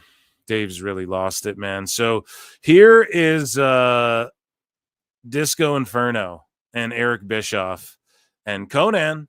And Eric Bischoff reveals when he soured on Dave Meltzer. Well, first, here's Alfred Konuwa's response, actually, because it's along the same lines of what I just said. He said, "Dementia is a hell of a drug. So by this logic, if Dave Meltzer's meet and greets at the Palms Casino didn't outdraw both nights of WrestleMania 41, and if Wrestling Observer Radio doesn't get a $5 billion Netflix deal, he has no right to criticize WWE. Got it. Best of luck." Fucking cooked him. Okay, so we're ending on 2 epic clips. Okay, here is 83 weeks. I'll give you guys a Conan. And this is when Eric Bischoff just decided, fuck Dave Meltzer.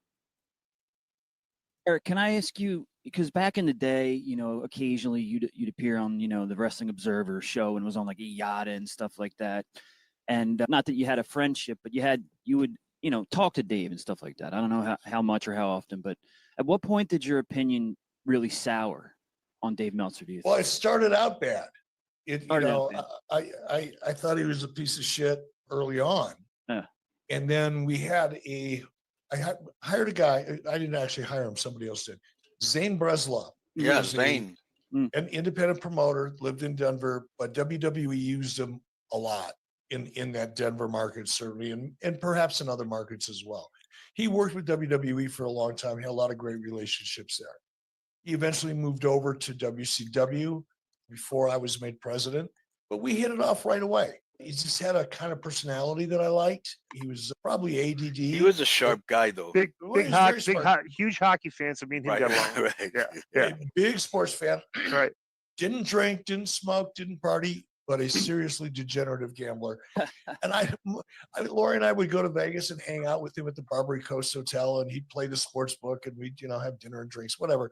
We got to be pretty good friends. Well, Zane was friends with Dave. Yeah. Right. So, after Zane had been at WCW for a while, and we got closer. He said, "Man, why don't you just talk to Dave?" I said, What the fuck for? He's a clown. Why would I take time on my day to talk to a clown? He said, "No, but maybe if you give." I love taking time out of my day to talk to Dave. It's unfortunate he blocked me. It's a long clip, guys. I'm trying to let it play so no one gets mad at me. Give him access, he wouldn't write such outrageous stuff about WCW. I said, "Well, all right, that makes sense. If you won't give somebody an answer to something, then you shouldn't be offended when they make up their own." Right. So I said, all right. Alvarez was recently on K100, and Husey messaged me. I don't know if this is out, but he's like, dude, I'm clipping K100 right now. He's like, so this isn't allegedly, it's going to be out there. And he said this like a day or two or some shit ago. And he was like, yeah, there's no way any of these dirt sheets are right about any of this AAA contract shit. He's like, Conan, just, you can't leak. You cannot leak, man. You can't be leaking. No one's telling Dave shit. Nobody. None of these people. Right? We'll try that. And I did. And it didn't matter. It didn't matter. He'd still write stupid, outrageous shit. So I was like, well, no, we're done. And it was brief. It might have lasted a month, two. I don't remember because they were never significant call. Dave makes it sound like he was consulting for me. Right. I've read some of the things that he said, clips of it. It was like, are you kidding me? But he needs that. So he's one of those low-level thinkers, that low vibrational state that doesn't get a lot of dopamine hit anywhere else in their life. Nothing that makes them just feel good about being who they are. Nothing that kind of rewards them for something they've actually accomplished. So they kind of live in this low-level vibrational state that is the internet wrestling. It's funny because I see someone in chat saying maybe he owns 30%, and that's where he gets the 30%. There's no way Dave Meltzer's rich enough to own 30%. But it's funny how, like, I just started making the joke. I'm like, dude, 3%? Like, come on, what does he own? Like 3%? And then it gets all the way in the IWC to where even Bischoff's making clips. Does Dave really own 3%? Like, no, I'm just an asshole. I swear Brian Zane was tweeting. He's like, who's the podcaster who's talking about Cora Jade and burning bridges? I'm like, I think that was me. I think that's who he's talking about. Right? Because I definitely did talk about her, like, yo, don't go burning bridges now before whatever. And I was talking about all of the wrestlers in general, not just Cora Jade. So I don't know, maybe there was someone else who ran with that, but I just love how those things sort of spread. And I see motherfuckers on X who like don't even follow me, who make fun of Dave and throw flutes up and shit in the tweets. And it's like, this is wild, dude. PWT universe is uncanny, dude. Community, and that's where they get their. That's why he throws such stupid shit out there, because he gets an immediate reaction. Boom, dopamine. Thank you. Next. But that never used to be him, and he keep hearing it over and over. And I'll give you an example. He had put on this thing that certain wrestlers in AAA were already under WWE contract. Oh, dude, here it is, man. Here it fucking is. So he's calling out. So this is what Husey was messaging me about. Right. And so I tried to get Husey on today too, because we were on early, but he's so fucking busy. And I was like, dude, I am going on during the day. Please come on. He's too fucking busy. I will get him on. But yeah, right here, Conan calls this shit out. Right. And he just debunks all this AAA shit. Now, again, PWT is bringing you all of this before anybody has the fucking AAA news. So stay locked in here if you like Lucha, dude. Right. And I brought up the WWE buying AAA before anyone. Literally, go back and, no one else was talking about it as far back as me. Period. So, Conan, again, I know people are getting tired of talking about AAA all the fucking time. And I'm tired of clipping videos about it because the whole last couple weeks have been this. But yeah, here you go, right here. Oh, this is not true. Why don't you call me and I'll tell you what's up? So it's almost and that's what I was saying too, man. Dave, you can call Conan. Aren't you guys friends? You were on his show. Why don't you just call him and ask him? He's the booker. And I said on the show, on PWT Live, I was like, listen, if we're going to believe these dirt sheet guys and whoever there was some Spanish like writer as well who broke some of this news. Oh, new contracts. And I'm like, listen, we can believe them, or we can believe the guy who's like the booker and in charge of their creative, fucking Conan. Right? And shout out Husey and not just Husey. Okay? You just put it that way. Husey didn't come to me and go, WWE's buying AAA. It wasn't him. Okay? Your boy's got his finger on the pulse. Answer. And I've been on that Hot Lucha Summer tip for a long ass fucking time. As an answer. And the AEW Exodus, which is continuing. Willow Nightingale's contract. I'm not saying she's leaving, but like, right? A lot of fucking moving around, moving and shaking going on in AEW this year. Weird. To me yet. And so you know, gotta get the answer to that part. You can hear Meltzer going, there's going to be an Exodus in 2025. You never heard that. Right. So, you know, and it's almost like all these people that the low level, however you put it, right? It's like he's the king of those guys. Yeah. Well, that's where that's his connection. Yeah. You know, different people have. And shout out Disco and fucking Conan too, because they're cool. And Hughesy's like, look, bro, it's better if like you do it your way, you know, if it's, you know, your approach is better than the Sheets, man. So, and it's like, sweet, man. Shout out Joe Feeney too. Shout out those guys. Different levels of connection. And one day we will link up. I assure you that will come down the line. There will be a link up crossover event, spectacular. Social groups and friends and family and all that. Dave's tends to be most comfortable. In Just that I don't low know when. vibrational state. Conan, throw me a lifeline. Let's go. Yeah. Plus, too, I don't like the language like him use for fraud, grifter, hack. You know, just Grifter. like all We of didn't it. even- And I'm like, You know what's really here's- funny is he calls everybody, you know, he goes grifter. Well, is there any bigger grifter in the peripheral wrestling cesspool of humanity than Dave Meltzer, who charges people 15 Bro, I bucks a didn't month even for know. shit? I Let me give you this. I Let didn't me give even. this I didn't analogy. even know what grifter meant. So I had to look it up, People just misuse it all the time too. It's always people projecting. and it meant con man. Yeah. How are we con men? Small petty schemes. So exactly, people are like, you're a grifter. Why? Because I give my opinions on pro wrestling and it doesn't align with your opinion, so that's somehow grifting. No, you don't know what that word means, you know. Right. We're Well, not let's- tricking anybody or dude. stealing money. Yeah. My thing is But then a real grifter is the people like Took Timbo and these guys that we show on the show who in the sicko segment who are like, how dare they body shame? And then you look it up and they're body shaming people. Oh, WWE MAGA company. And then you look and then they're big MAGA Donald Trump supporters.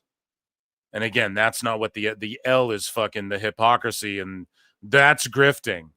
You have your blue check and you're not keeping the same energy. I take the smoke when I criticize WWE. The same as when I criticize AEW. I'll take the smoke both ways, okay? And you got to be willing to do that. And the people who aren't, you can just sniff them out immediately. this perfect example is like when you ask like who's the fraud, you would just say A person who engages in petty or small scale swindling, right? like let's be very honest. Let's say the entire set of facts existed. So someone who goes, pay for our Discord and we'll give you insight, and then they go, oh, so that whole NXT had to get media training, and then when that leaks, you have to go out there. No one took me seriously. It was just fake. That would be a grift. Grifting $6 off somebody for insight, and then when that insight gets leaked, you go, no one took me seriously. They're all dumb fucks. It's just a joke. I'm allowed to be sarcastic. That would be a grift, folks. Okay. Concerning AEW, their shows, their attendance, the booking, everything that's happened, right? And everything that Dave's written about it. Just to point out an example. I don't Now let's pretend that I don't know how I thought of that. Vince Russo was in charge of AEW instead of Tony Khan. Would they have been writing the same way about that product if Vince Russo had been the guy in charge of it as opposed to Tony Khan with the same shows, the same set of facts, or would they have been buried in?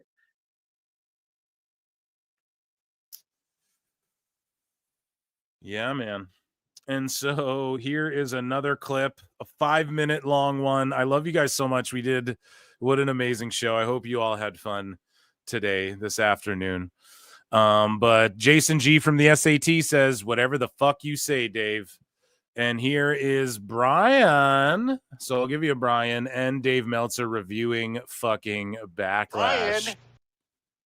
Okay, so let's take a listen. All right, we just got finished watching the WWE Backlash pay-per-view and an easy 2 hour and 45-minute show, 5 matches. And what'd you think overall? You know what's funny is when the first 2 matches were over, I thought, like, man, this is a freaking. He's phoning into his own show, dude. The best is when Dave phones into his own show.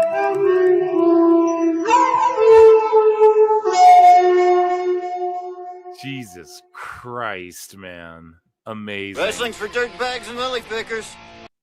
Great show. I really like the I think both of the first 2 matches, but Becky Lynch and Lyra Valkyria, to me, I just thought Lyra Valkyria had like the best match of her life. It was awesome. And the first match was really good. All 4 guys were strong. And then after that, not as much. You know, I mean, like the main event was every cliche in the world. It was fine. It had a lot of heat. They had a great crowd. I will say that. You know, it was like the crowd, like a lot of times you'll have loud WWE crowds, but they're, you know, like they're only like the TV crowds are so much into the interviews and not really. They're only like, you know, TV crowds are only into interviews, but the pay-per-view crowds are hot. See, he tries to like make believe these different sections. Well, the ones who go to the TV, they just want to see, they go there for the vignettes. But then the ones who, he just makes excuses for the crowds being hot. How about it's a good product? How about it's a good fucking show all around and you're all just coping? You all are living in delusional fucking cope. It's just the truth objective. You fucked up! You fucked up! You fucked up! Okay. And the problem is, it's like, oh, the PLE crowds are there for the wrestling. Like, it's always just this flip-floppy, has a reason for everything. It can't ever just be what it is. Let it be, let it be, let it be, let it be. Much into the matches until the very end. You know, once they start hitting all the big moves, then they'll get into it. The big moves. Yeah, the big moves are what matter, bro. They'll get into it. They weren't into Randy and Cena doing headlock takeovers. No, they weren't into that. They weren't white hot for that. In this one, in a lot of the matches, they started hitting the big moves right away, and it was nothing but big moves. So, you know, that worked. But they were into every match, you know, in every match had really strong heat. You know, sometimes like the European shows are. In chat, I love this. J. Don Seba says a good crowd means 5 stars, right, Dave? Yep, according to Dave. Again, and I hate this narrative on X. Why do people care? Dave says it's just his opinion. No, it's not his opinion. According to Dave, it's objective, and he gives big stars to matches that he doesn't even like personally, but he still rates them based on this criteria that he can't ever explain or define. And the one time he did, he said that it's based on how the crowd moves and how hot the crowd is and shit. The best guy is Tony Khan. So therefore, this is a 5-star match because they were white hot. Okay? Jesus Christ. Loud, but they're into themselves. You know what I mean? It's like, and he's triple and quadrupled down on that shit. Okay? And I've covered it here. I've chronicled it here. 626. Get on the omnibus, brother. They're not really reacting to the match. They're just singing and stuff. This one, like, they were into the moves. They were into the matches. The matches worked for what they were. You know, I mean, it's as far as like the matches worked for what they were. What does that even mean? Either a match works or it doesn't. It's just saying bullshit. He's just saying bullshit. He's just saying stuff that means nothing. Vapid emptiness, barren fucking words that mean nothing. And he tries to just sound like an expert. It's just psychobabble to try and sound like an expert. Getting the fans going, the matches worked. I mean, it was very Arena Mexico-like, honestly, as far as it crowd was very reactions, you know. Arena Mexico-like. He keeps just talking about how Arena Mexico today, it's so hot, it's white hot. Mexico's white hot. God damn it.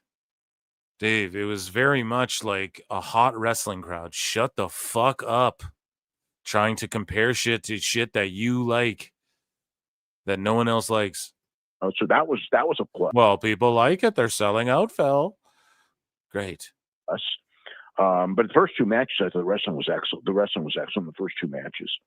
And then, you know, Gunther and McAfee was, I guess kind of what it should have been in a lot of ways. I thought Michael Cole, I guess, him getting carried away was what they wanted, and the fans were into it and everything. And the fans were into it and everything. And then Michael Cole getting carried away. God damn it, man. The crowd was into it. So 5 stars, Dave. So 4 stars?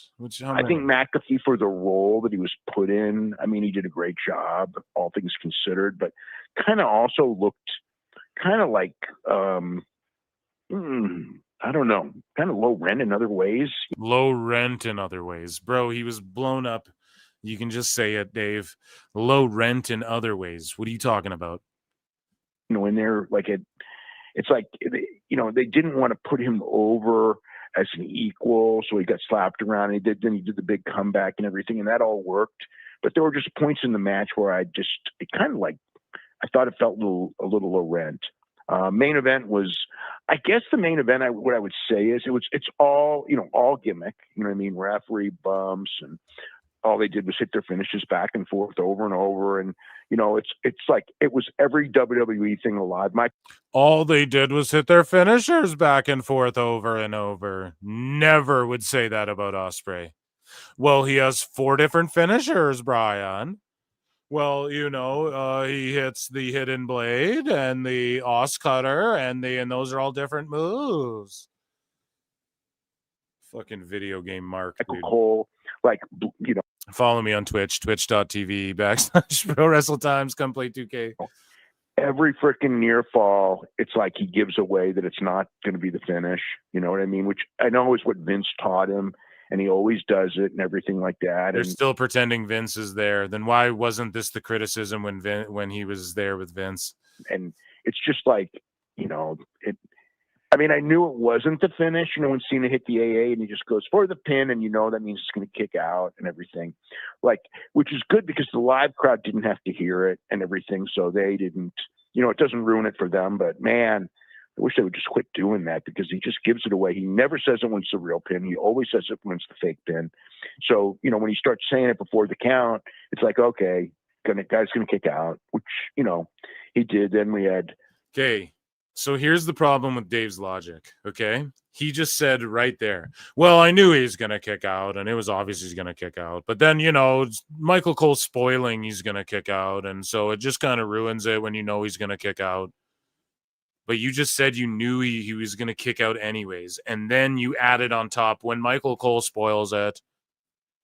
But you already are claiming you knew, Dave. So is it really spoiled then? Like, what are you, a fucking 2-year-old?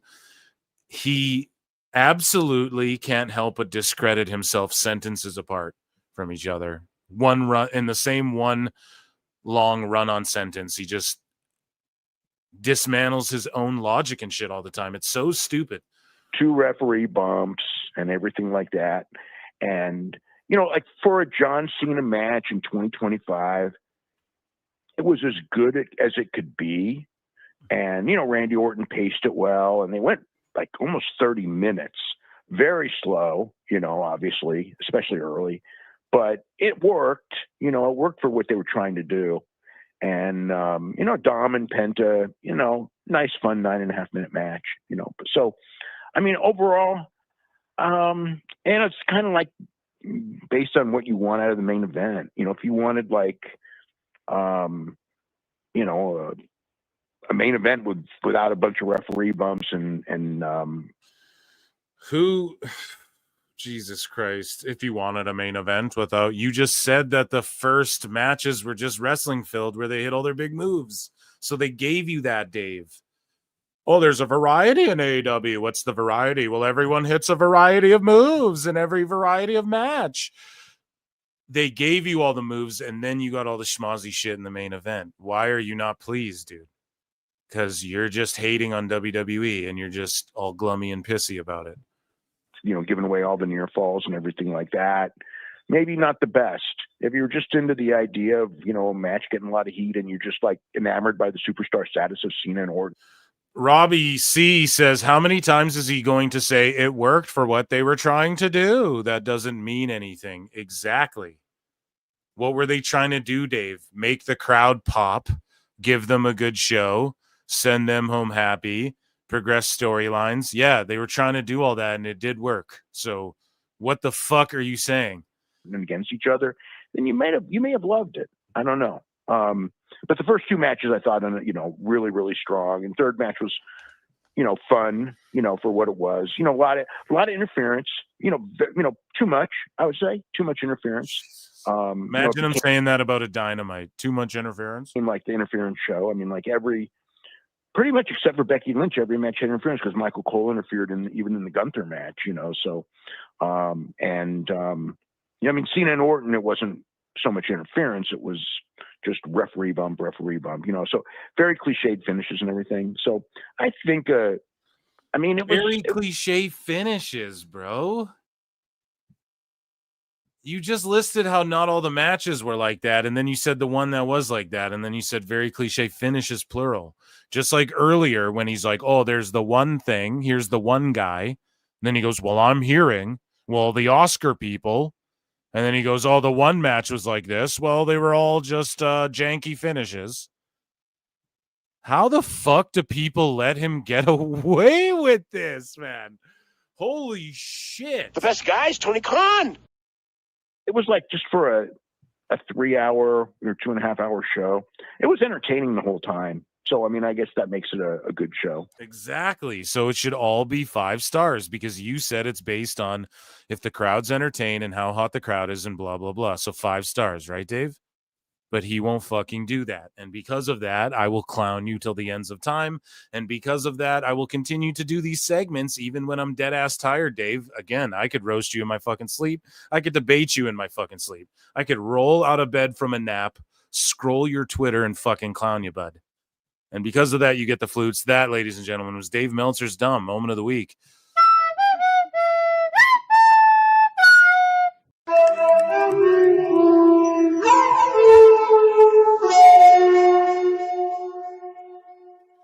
Okay, I want to check in with chat here quick. Let me see. Plenty and Pixlar for 5 says Meltzer is a stinky butt. Oh, thank you. Thank you.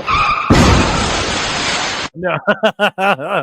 Great line there, Plinian. Good to see you, buddy. And Julia Gulia, it's amazing to see you're back here. And yeah, I know you've been busy. Ladies and gentlemen, round of applause for the PWT universe. I'm dead tired. I got to get out of here. I got to eat something. I got some business to attend to. I got some great shows, some great guests lined up, some great things planned. It's all great.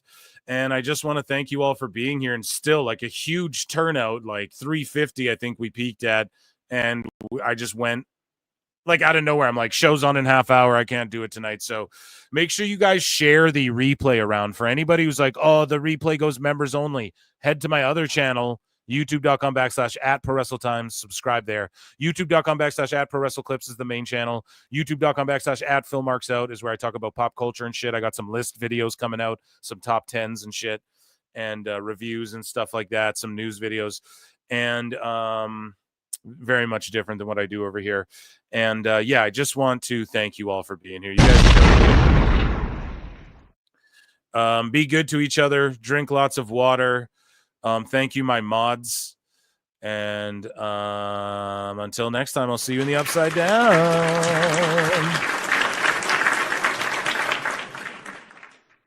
Peace.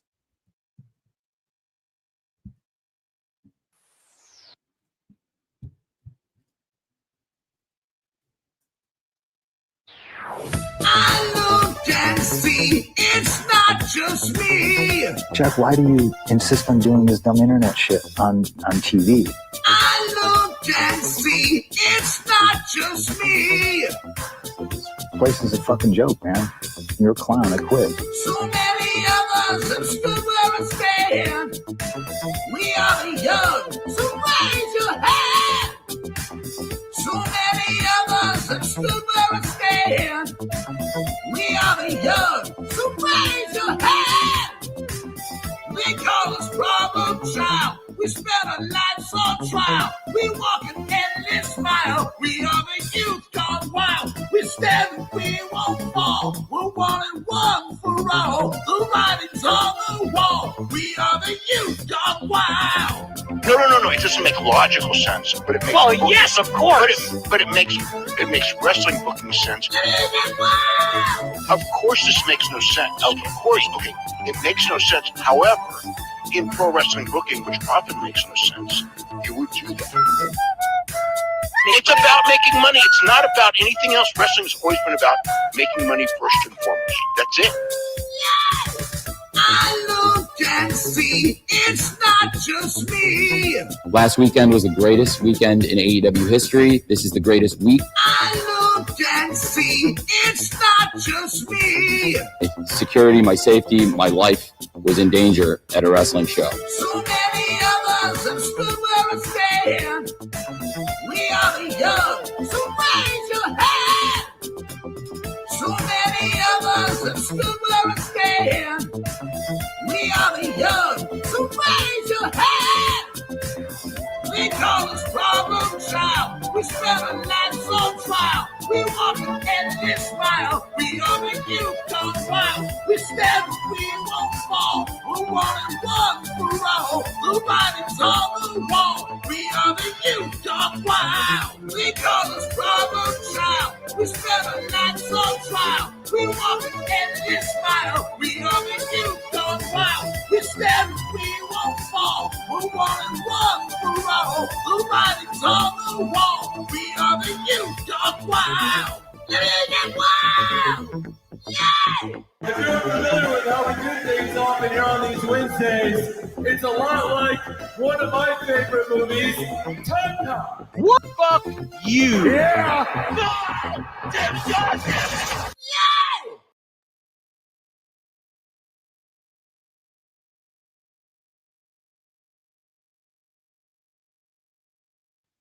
Sunday, Monday, Tuesday, Wednesday, Thursday, Thursday, Friday, Saturday, Sunday comes again. Sunday, Monday, Tuesday, Wednesday, Thursday, Thursday, Friday, Saturday, Sunday comes again. 綺麗な空気。体には細長が気持ちいいんです。日立のビッグフロー、ウェルネス。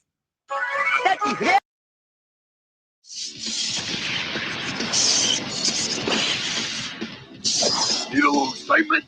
Step into a Slim Jim. Oh, yeah.